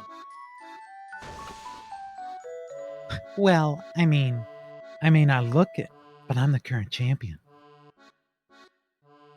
The girl proudly adopts a fighting stance. Would you accept the challenge from me? A challenge? If I win, you have to let me have all of this. The girl breaks into a confident smile. Do you have any idea who you're dealing with here? I intend to find out. Oh, wow. Hey, talk about a I am cat just- fight, am I right? Got to see this. I'm glad to have him egging us on. Well, if you're that set on it, then sure, I accept your challenge. Sweet. We've established our terms. This burning hammer may yet be mine. The girl cracks her knuckles, clearly eager for a fight. I've got to win this. Somehow or another, I have got to. I mean, I've got to be good at something. Facing off against this fighter is going to show me what I'm made of. I address my opponent. And by challenge, I naturally mean... Okay, well, Yes. two of these... I wanted Let's Two of have these? a straight up fight. Two of these, I need to have to- stress. They're not going to turn out good for Tama. Like, unquestionable. Let's have I need ourselves a to- straight up fight. What did you say, Echo? Exactly what Choka's saying. I need C. Okay, well, let's Yeah. all watch Tami get the fuck beaten out of her. Beat down. Let's have ourselves a straight up fight. The girl grins nice and wide. Like she's been waiting for you to hear me say that. Okay, you're on. The name's Miku, by the way. Challenge accepted.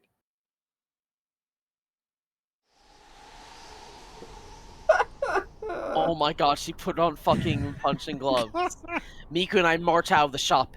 Out on the pavement, we stare each other down. So, if you win, I'll let you buy the burning hammer. But if I win, I get to keep it and you have to pay for it. What? Isn't that a little unfair?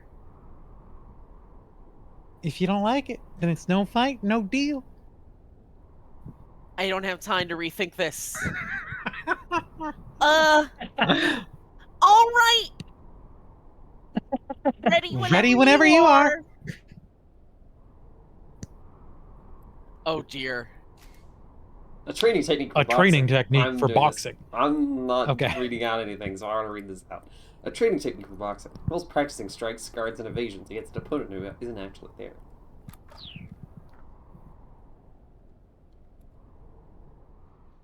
Oh my god. Whoa, what's the deal? There's something going on. It's a street fight. A number of people pass by, including a businessman, a couple, as well as some pretty gruff-looking fellow. Oh my god. He's a fucking what? There's a jump in this? There's a jump in this This can't be the right Is choice. this can't be the right canon choice. route. segment?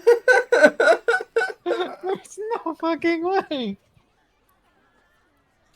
There are sometimes multiple jumps. There are sometimes multiple jumps, yeah. But usually they're on the right path. Well, I'm not going to do that yet because I want to see how this resolves. As well as some pretty gruff-looking fellows, and some of them stopped to form a crowd. Asao Ozu and his underling, Yutaro Sagawa, members of the Tenryugumi Yakuza Syndicate. Tenryugumi operates a lending firm called Takarada Financing. These two have been tasked with collecting outstanding debts.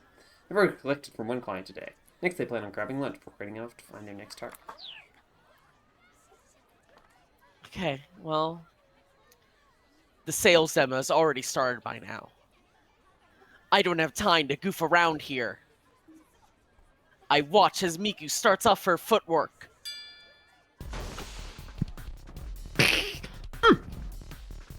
A left jab.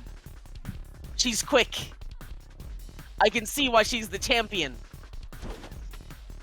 She immediately that was follows bad. My up voice with the cracked. jab with a right hook. Type of punch. Involves swinging the arm in a wide arc to strike the opponent from the side. In mixed martial arts bouts, it's common to see a fighter continue the momentum from a hook to catch the opponent by the arm, transitioning immediately into a takedown and pin.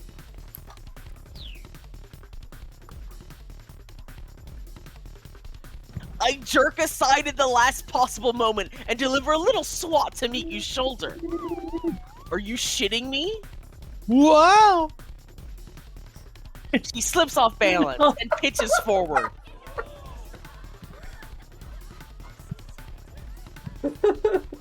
I don't think that's either of us. No, that's a random passerby. Oh wow, what was Oh, that? what was that? The crowd has started clamoring. Miku rights herself and gets back into a fighting stance. Oh. She doesn't seem to know what just happened.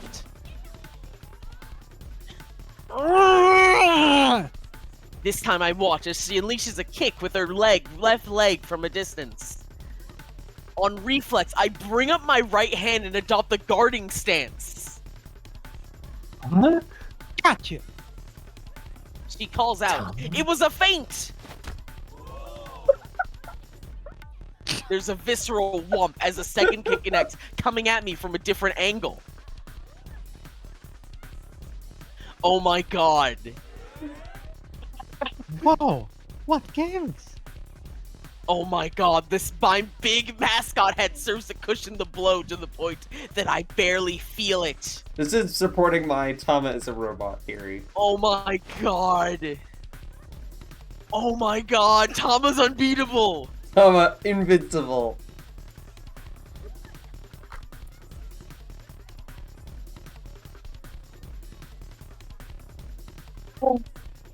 She proceeds to unleash a string of additional kicks with her left leg, trying to defeat my fuzzy armor. I eventually catch hold of her foot, holding her off balance. I begin to walk her backward, making her attempt to hop awkwardly on one leg. She's like a fucking, she's like fucking Neko Arc. Like, she's like doing clown shit to you.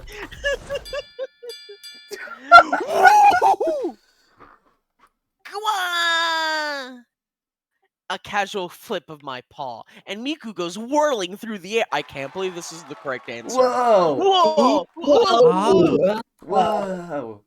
Roast. The crowd erupts into cheering and applause at this. Let's hear it, cat. Let's hear it, chat. Let's hear it for Tama, chat. Chat, you have to cheer. Let's you hear have to ooh cheer and ah. Yeah, ooh and ah. Ooh, you're tough. Who the heck are you? As you can see, I am a cat.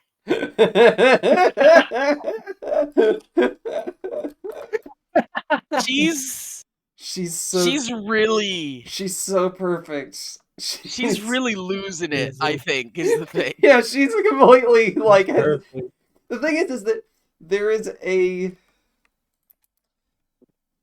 also that symbol is around the wrong way. Tama is greater than Midorikawa. Midorikawa is completely unable to contest Tama.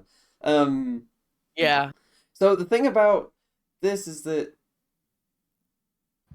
like, she had a bit early on where she, like, lost some memories, and, like, she struggled to remember something. She didn't know her own name, and, like, again, she's, like, trying to figure out if she's even good at anything, because she doesn't know herself.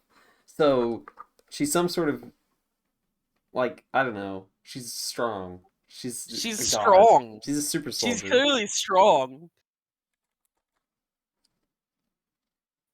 A wry smile comes to Miku's face.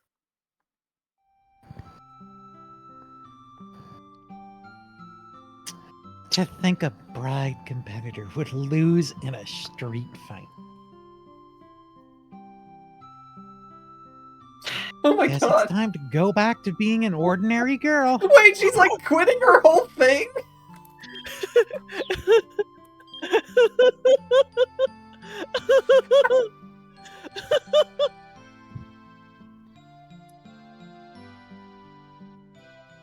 Today is the day I retire.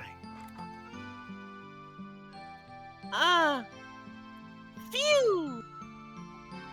Good match there. Miku clasped my hand firmly. But hey, I'm just glad that my last opponent was you. What? Yuri. What is going on? Yuri. This is Yuri. This What is is this? Yuri. What the fuck? Bad end. Good him. No. I host up the boxes of the diet drink. So, how much does this come to? He shakes his head.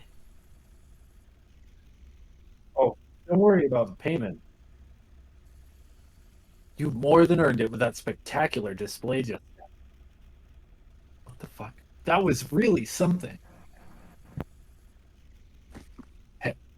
This is a soul. No, he's No, still talking. No, the quote marks. Heck, No, he's not. oh The yeah, quotes are- heck. Even I'm shocked at what just happened. It's amazing what a little desperation will do for you. I don't think that was it, Tama. Tama, I don't know if that was just desperation. So the move you used, that was some Aikido Jujutsu, yeah? Yeah? Yay! Aikido Jujutsu, the Right? traditional Japanese martial art that emphasizes learning to anticipate an opponent's first move and instantaneously counterattack. Skilled practitioners can toss and throw opponents with a simple touch. The art predates the development of the more pacifistic Aikido, and so some dangerous techniques still remain. Hey, why Interesting. does Tama know fucking jujitsu? Huh? Oh, I guess. I tilt my head non-committally. Well, now, no need to be so humble. I'm a martial arts fanatic. I know my moves when I see them. Knack shopper to Taisi Yasuda watches roughly 350 martial arts fights a year. He is particularly fond of Brazilian Jiu-Jitsu and is thinking about studying it himself.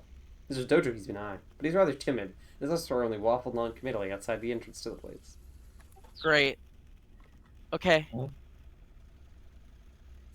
He can call him whatever he wants if he's letting me have all these drinks for free. This is going to be a lifesaver. That all the shopping you'll be doing with us today? Actually, come to think of it, I do have one request. Magic stone.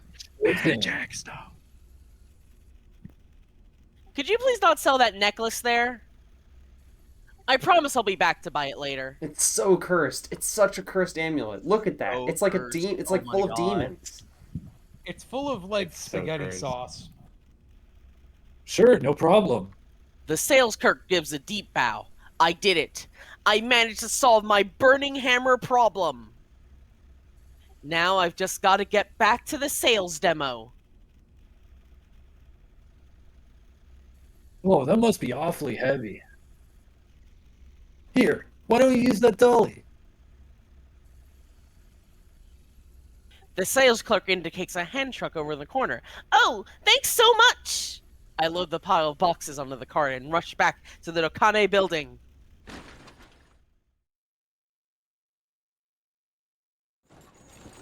Oh, nice. By now, the sales demo will be well underway. I need to get back as soon as I can. If there's nothing to buy, the customers are going to leave and everything I've gone through will be for nothing! Come on, Tama! You can do it! I'm scared. Just gotta hurry. This is I taking charge for the too long. demo, pushing the dolly ahead of me like a battering ram. Please don't. Ah! Oops! Sorry to keep you waiting! You're late! What the heck have you been doing? Mr. Yanashita practically throws himself at me. The weight must have been killing him. Standing behind him is a man I don't recognize. Who is that guy? He doesn't look like a customer. First main characters meeting? No, because there's Achi and Kano meet earlier. Yeah, Achi and Kano meet at the start of the game and interact like a lot because they are the first two only characters, so they explain a lot of the like systems that will come later through the two of them. And also Minorikawa met Kano in a way that meant that Kano accidentally caused someone to die. Yeah, so you can have a Minorikawa Kano meetup, but it's a bad end. Who is that guy? He doesn't look like a customer. Do you think this is Yama? Hey, Tama, just come with me for a minute. I follow Mr. Yanagashita into the break room. Sorry I'm late. There was a whole bunch of stuff that happened. But look, I got the product back! I proudly open one of the cardboard boxes.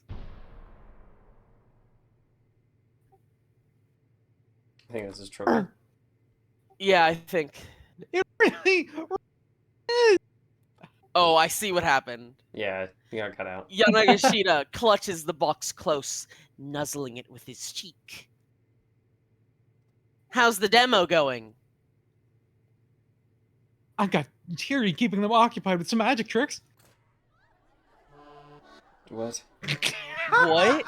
Sneak. I sneak a peek through the door, and I see Cheery guzzling orange juice from a gigantic container and draining it in one go. Is that really a magic trick? Yes.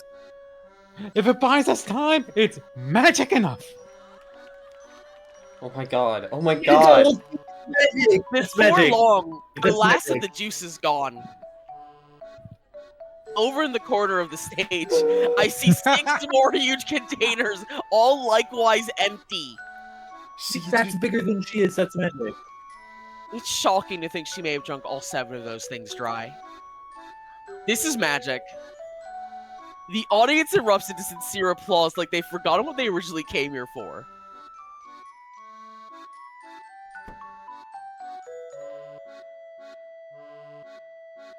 Kiri comes back into the break room, positively drenched in sweat. I think I should have stuck to doing imitations for a little longer. No, that's fantastic, Cheery. Just fantastic.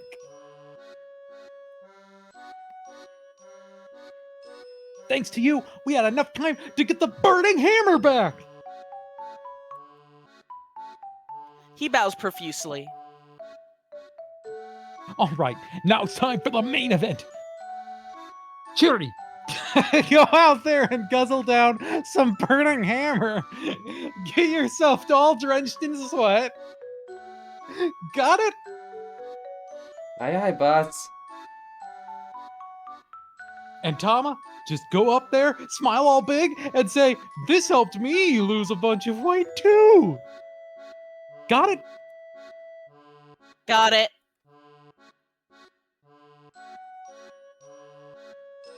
Good. Now then, Yanagishita gestures to a man I hadn't noticed before, who's been waiting quietly nearby. Riley, you want to take Of this? course. Begging your pardon, miss. It's a service rep from the rental shop who proceeds to try to get me out of my mascot suit. Masamichi Fukuma, employee of Far East Costume Rentals. The only son of company president Shigemichi Fukuma. He's one of the few people who know what Shigemichi looks like, as his father is usually clad in a rabbit costume. Masamichi has harbored a strong dislike for both his father and mascot costumes ever since the old man showed up at school on Parents' Day one year dressed in his inevitable rabbit suit. Nonetheless, the son has acquiesced to his father's wishes, and someday he'll inherit the family business. I love saying, here's this side character who has his entire life, and it sucks. Yeah, and it's not important to the story, but I just want you to know that this guy has a fucking awful life. His dad is wearing a rabbit suit all the time. I want you to know that this guy's father is a full-time 24/7 furry.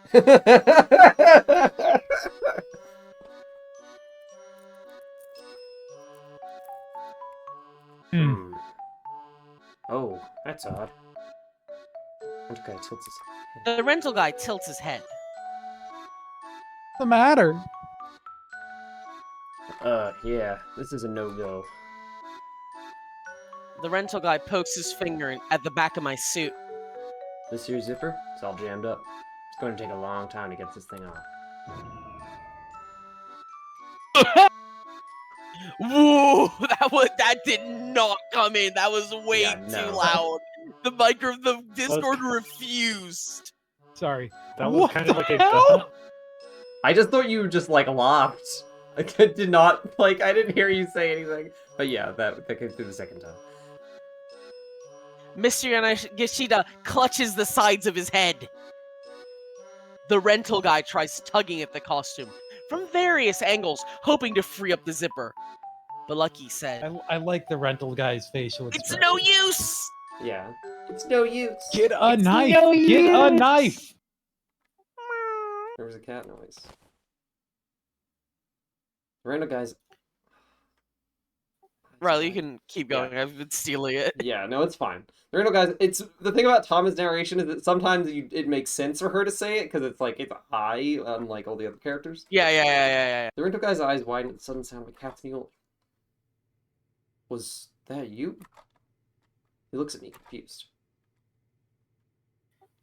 Did you hear a cat meowing? Yes. Did you hear a cat meowing?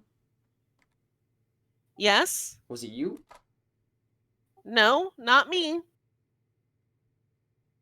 I'm as surprised as he is. Must be hearing things. Mr. Yanagishita.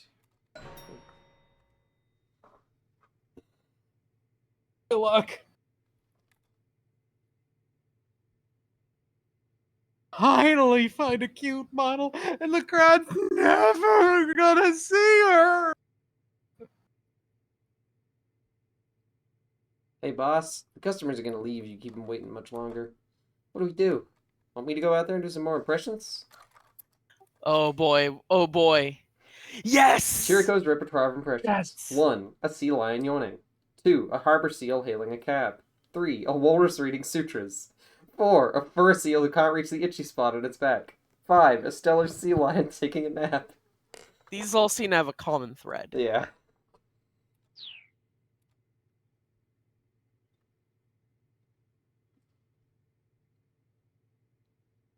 No! We don't have any choice! Tama, you're just gonna have to go out there dressed like that.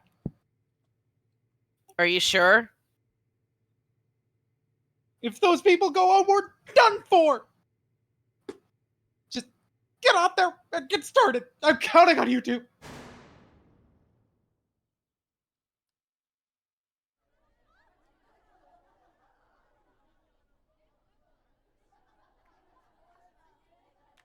He's terribly sorry to have kept you waiting.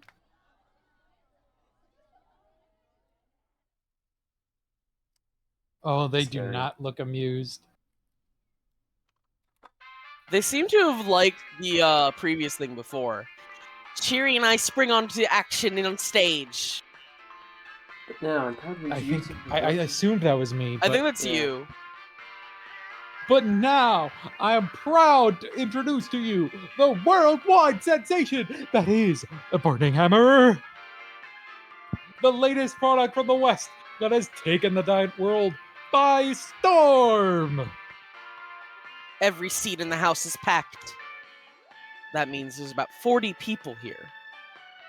We only need to sell 5 bottles to each customer in order to sell out.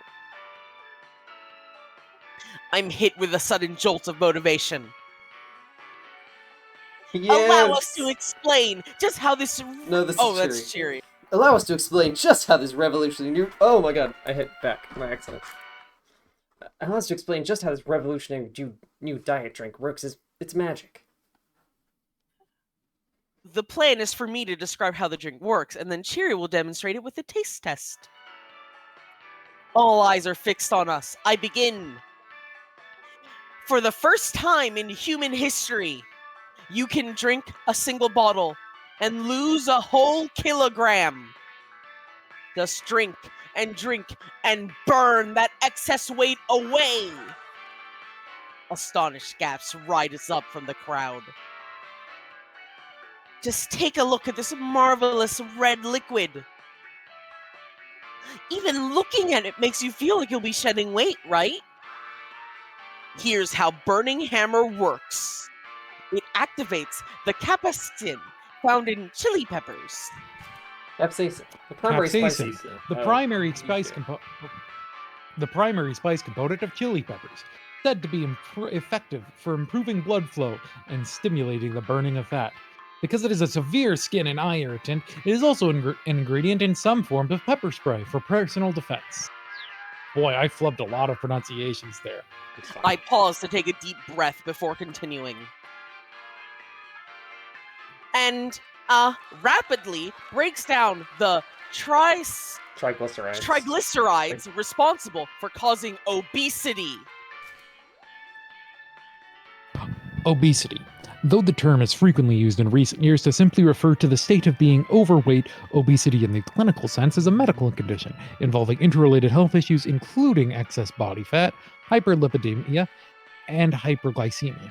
Individuals suffering from obesity are at high risk of complications such as coronary heart disease, diabetes, and sleep apnea. Again, the crowd hums with excitement. This response is better than I could have hoped. We're off to a terrific start. And now, this young lady here will demonstrate Burning Hammer's effects before your very eyes. Cheery steps into the spotlight. Just wait till you'll see how much she sweats. Proof that the fat is being burned right there on the spot. Cheery holds up a bottle of Burning Hammer up high. Cheers! Riley, you just do As this she part. opens the bottle, however, one of the women in the front row speaks up. Hold on. She's already sweating pretty hard. She's right. Cheers drenched in sweat from head to toe. Another woman chimes in, suspicious. This is a great picture. Oh, that juice drinking from earlier. that- That was all just to make her sweat like that, weren't it? Oh fuck. Oh shit. No, I think this is Tama, maybe? Press another. Yeah. No, not at all. Drinking Burning Hammer makes you sweat way more than this. I rush a towel off Cheery's sweat for her. Go on. Hurry up. Drink it down. Cheery's face screws up unpleasantly as she gulps down the bottle. The sweat doesn't come. Yeah. Why isn't it working? I exclaim, the audience momentarily forgotten. Guess I've already sweated out too much. Well, why were you sweating so much? She's big giant now! Oh dear. I love how she's like So suddenly big. really big. Yeah. Look, you were taking forever at the 100 yen shop. The crowd shifts from an uproar into a riot. Oh no. Oh dear. She just said 100 yen shop. Scowling customers are gonna close in. No, that's not it. You got it all wrong. Please just listen. Oh, we can see what's going on here. Situation's gotten out of our control.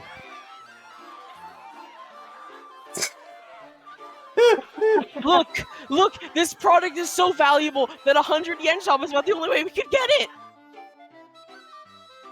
Uh-oh. Uh-oh. I think I just put my foot in it. These customers glare at me, their eyes bright with rage.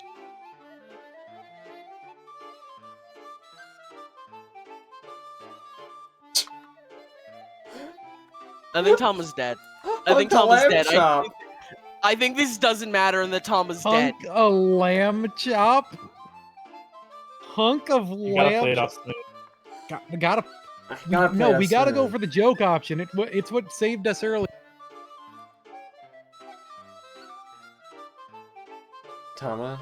Haha, just kidding. That was a joke. I just gotta play this off smooth. I mean, seriously. I'll be There's back. no way you'd find something this high quality in a 100 yen shop. Sweat is drenching down my brow.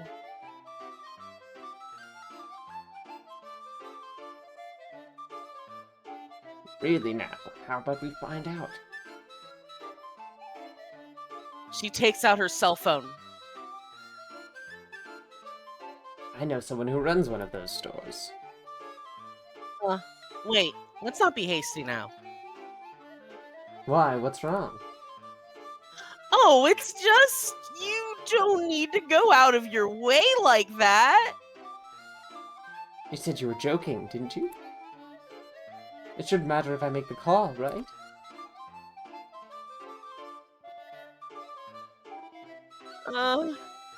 Well...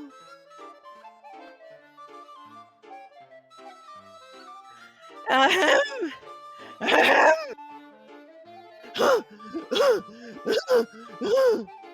I slip into a nervous coughing fit. I'm absolutely sweating bullets inside my catsuit now. Well, Troka's not here. So imagine Troka saying that and it being like half cut out. Screaming it. Yeah, like that. Yeah, like that. Yanagashita rushes out of the break room. What the? Wait! Order! Order! If you let He's these not people helping. know that they'll never buy it! Bosco is kicking his bag. Uh-oh. Now you've done it. Oh no. Oh, now you've done it.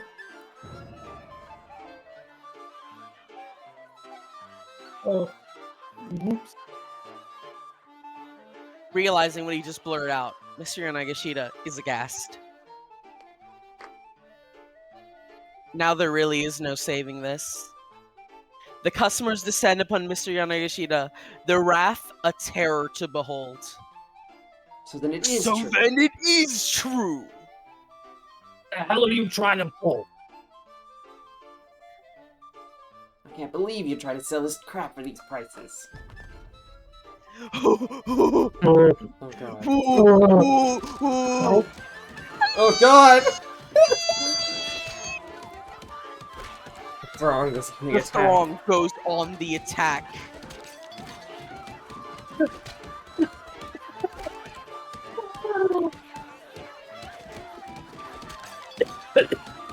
Cheer and I force our way through the angry mob, hoping to find some way to calm these people down. Cursing and profanity fill the air. The shouts are accompanied by merciless, open-handed slaps. We're all dead. I get all jostled and tumbled about, and my mascot costume takes a bad beating. Wait, hold on. Finally, the storm passes.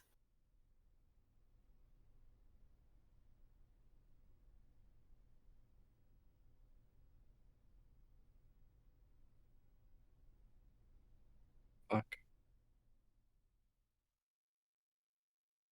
Oh, I thought that she was gonna get beaten out of the suit. Yeah. This is definitely Yanagashita. Over. It's all over. Mr. So, Yanagashita thoughts wails to the empty room. about getting paid. Even Cherry seems hesitant to ask. Yeah, I presume that's not getting gonna paid. happen. Yeah, that's Obviously. not gonna happen. Obviously. Oh, I this whole Oh, yeah, you were muted. Yeah, you were muted. Yeah. You thought you weren't here? sorry. That's fine. I've been doing like screams and such. Well, they wouldn't Oh have. no. They wouldn't have come up anyway. Is the thing. Yeah. I'll take payment in kind then. Mind if I take this burning hammer home with me? Sure. Go right ahead. Alright, I'll be off then. Later, Tama. Cherry picks up the cardboard boxes and heads out. Sir? Oh, this is it. Sir? Oh. I haven't read this. I believe you still owe me for the costume rentals. Oh. Try again. He rummages in his pockets.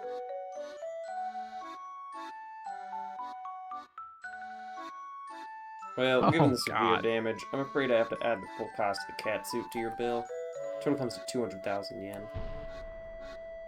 Was that 200 yen? No, sir. 200,000. Sorry, I can't hear at all. I think I might have ruptured my eardrum. 200,000 yen, sir. Okay. Yanagashita takes out the cash in Yanagashita. his wallet and holds it out reluctantly. That's only 20,000, sir. Random guy furrows his brow. I like this the will cover it. drawn-on damage. Yeah. I like the whiskers bent. Yeah, that's whiskers. Oh, you're right. It's the whiskers bent.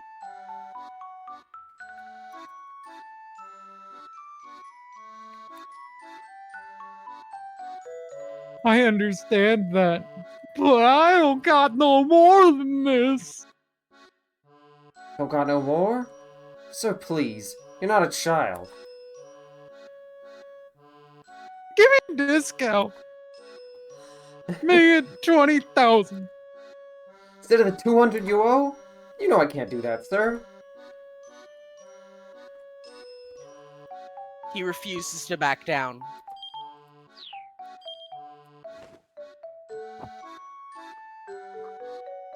That's right. Insurance. I got insurance in the event the suit wound up damaged. No, you didn't. No, I did. You did not, sir. No, I did. Then where's your paperwork to prove it?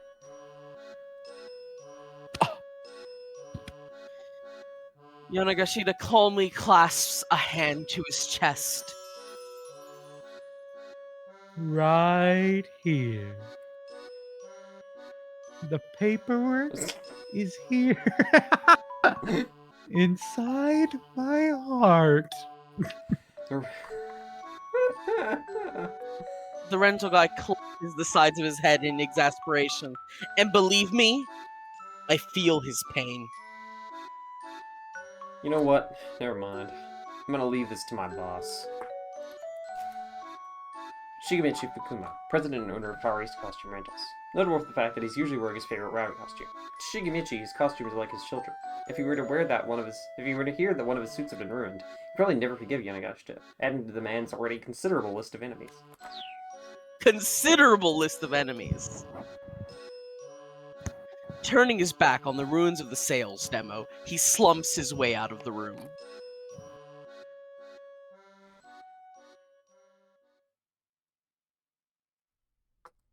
Why is this going so long? I swear, I really thought this was gonna be a bad end. Now it's just me and Mr. Yanagashita. Is this not a bad end? Is this perfect? Is this the only way these events can go? I really, like, on the one hand, it did kind of feel like a bad end. On the other hand, this does feel like the only way these events could have gone. Crime doesn't pay, I guess. Yeah, I mean, he is just selling really bad product. It's just me and Mr. Yanagashita. Please try to not let it get you so down so much, sir, I say, as cheerfully as I can muster. He's already down on the floor. A boo-hoo! A boo-hoo! You would know what it's like to feel so utterly hopeless. She's trapped in a cat suit! I think I might have an idea, sir. In fact, I'm sure of it. At this point, there's nothing more I could possibly do.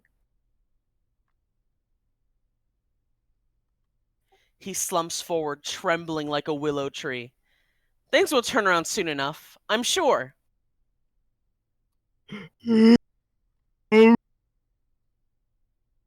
You're not audible. There it goes. Your sobbing is too much.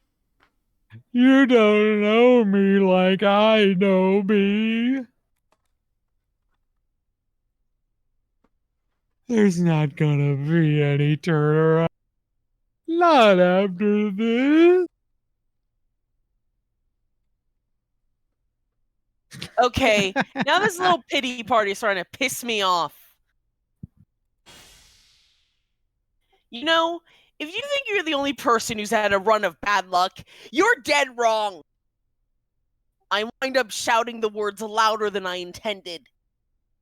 Mr. Yanagashita whips his head back up. Yikes, where'd that come from? I need to tell you something. My pent-up emotions come surging to the surface. I have amnesia. Yanagashita's eyes go wide. What? I can't remember anything from before this morning. In short, amnesia. Amnesia can have a variety of causes. Psychogenic amnesia is caused by stress or psychological trauma, whereas an endogenous amnesia, a powerful blow to the head, causes physical trauma to the brain. In the latter case, memories and other normal functions frequently return once the cranial nerves recover. My name, how old I am, where I live, any of it. I would much rather be in your shoes, sir. I love that she's still calling him sir. Yeah. Mr. Yanagashita looks at me with a hint of disbelief. So where'd you get the name Tama, then? I thought of it when I saw the tamagoyaki in those lunchboxes. Ah! Tamagoyaki? Tama? I get it! He claps himself on the thighs, as if he's had some big eureka moment.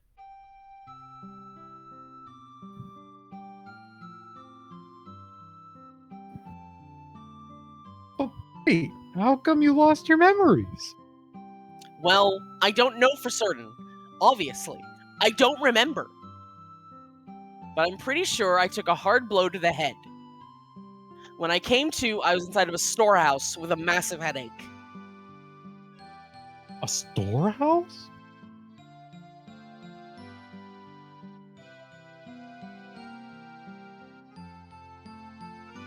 A surge of vertigo washes through me as I recall waking up in that strange, dim place.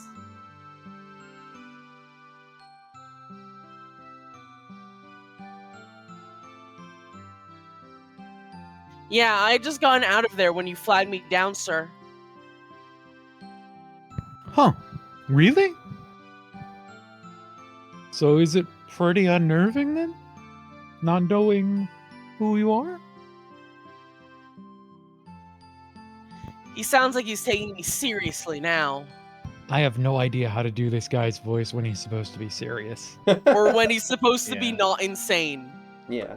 Yeah, I genuinely, like, I'm still using kind of a clown voice. I think that's accurate. He is a clown. Yeah. This is you, Sol. Yeah, it sure is, but it's not going to do me any good just to fret over it.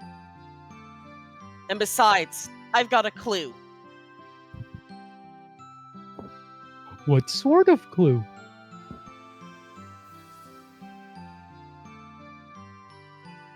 There's a necklace I saw at the knick-knack shop, the same place I found the burning hammer. Somehow, I know that it's important to me. And so you took this job so you could afford to buy it?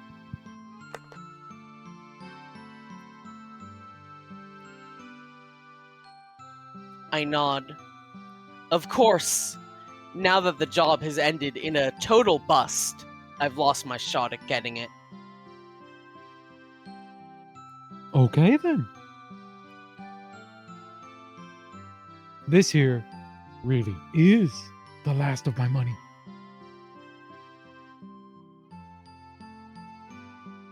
He pulls out 20,000 yen, adds it to the other 20,000 yen from his wallet, and thrusts it all toward me. Here you go. That includes the reimbursement for the burning hammer you picked up. I pluck up 2 of the 10,000 yen bills between my fingertips. I actually didn't have to pay for it, so the 20,000 we agreed upon is fine. But how about you, sir?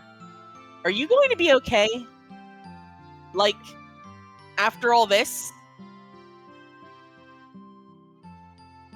Compared to your misfortunes, mine are nothing. Oh my god. They might send me up the creek without a paddle, but I'll bounce back somehow. I'm sure of it. And then, Clutching his fists, Mr. Yanagashita gets a far-off look in his eye. one more time, I'm gonna go see a bride fight. My jaw nearly drops. Bride? Like the martial arts pub? But wait, you know about Bride? Man, I've spent so much money at that Oh place. my fucking god, he's Oh fine. my god. Wow, it is a small world. Especially that Miku. Oh my god. I wonder how much Wait, she she has quit? made me spend. He quit. Quit. He quit today. She quit today. Miku, Wow. huh? Yes.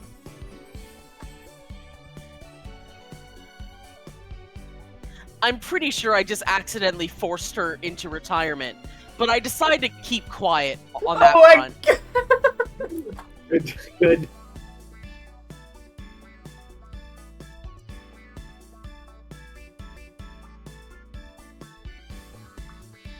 To be honest, the reason I borrowed all that money was to pay my tabs at that place.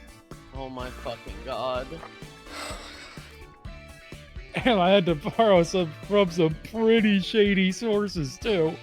Oh my fucking god. I can't. Mama. I can't help but suspect this guy got a poor raw deal. Don't you take that mascot costume with you? Huh? I mean, I don't really need it. No, I insist. Take it with my blessing. Sure. I'll be on my way then.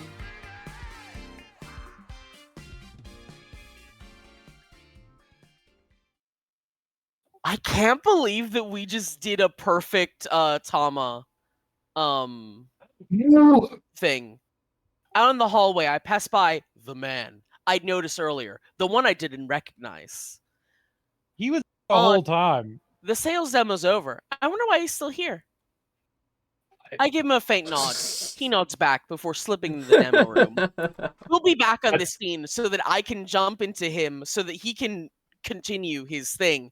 I didn't have any keepouts apparently this whole time. Yeah, this is a long, uninterrupted plot. At last, I'm back outside the building. I feel bad about not returning the catsuit to the man from the rental place. Still, I can't just walk around town wearing this thing. I'll stick out like a sore thumb. I figure it's best to just leave it behind. And then it dawns on me. Hold on! I still can't get this thing off! It's not worth the struggle. It's not worth the struggle. No. There's no way they're gonna let us skin this cat. We've got to compound the Yeah. tragedy of not skinning the cat, but trying to. Oh, I see. It's time I skin this cat. The exact origin of the phrase, "there's more than one way to skin a cat," is uncertain and a matter of some dispute, though it appears to have arisen in the latter portion of the 19th century. It's hard to imagine why anyone would want to conjure up such a gruesome mental image. Okay, this is inopportune timing, but I actually do kind of have to go, because It's getting I late. did mention that I wanted to end the stream earlier, but this Thomas segment has just been so, like, good and uninterrupted. There's been no good stopping points. I can't believe that we didn't get kept out. It's absurd. All right, So wild. then this can be our cliffhanger. Yeah, because this is a choice, so it's a decent place to stop. Oh my It's time to skin the cat. Can be the next. I guess it's because this is such a dense segment. But like, wow. Real dense. Real. Thank you for watching, everyone, today. That was a great episode of Forbidden Mystery Vault. Shibuya Scramble will return next week, and we'll see And it more was all- brilliant cats' adventures. It was all thanks to me, Chwoka. You were a great presence here, Troka. All of you, my beautiful co-hosts and beautiful viewers, thank you for attending the Vault today, and come by next week for more.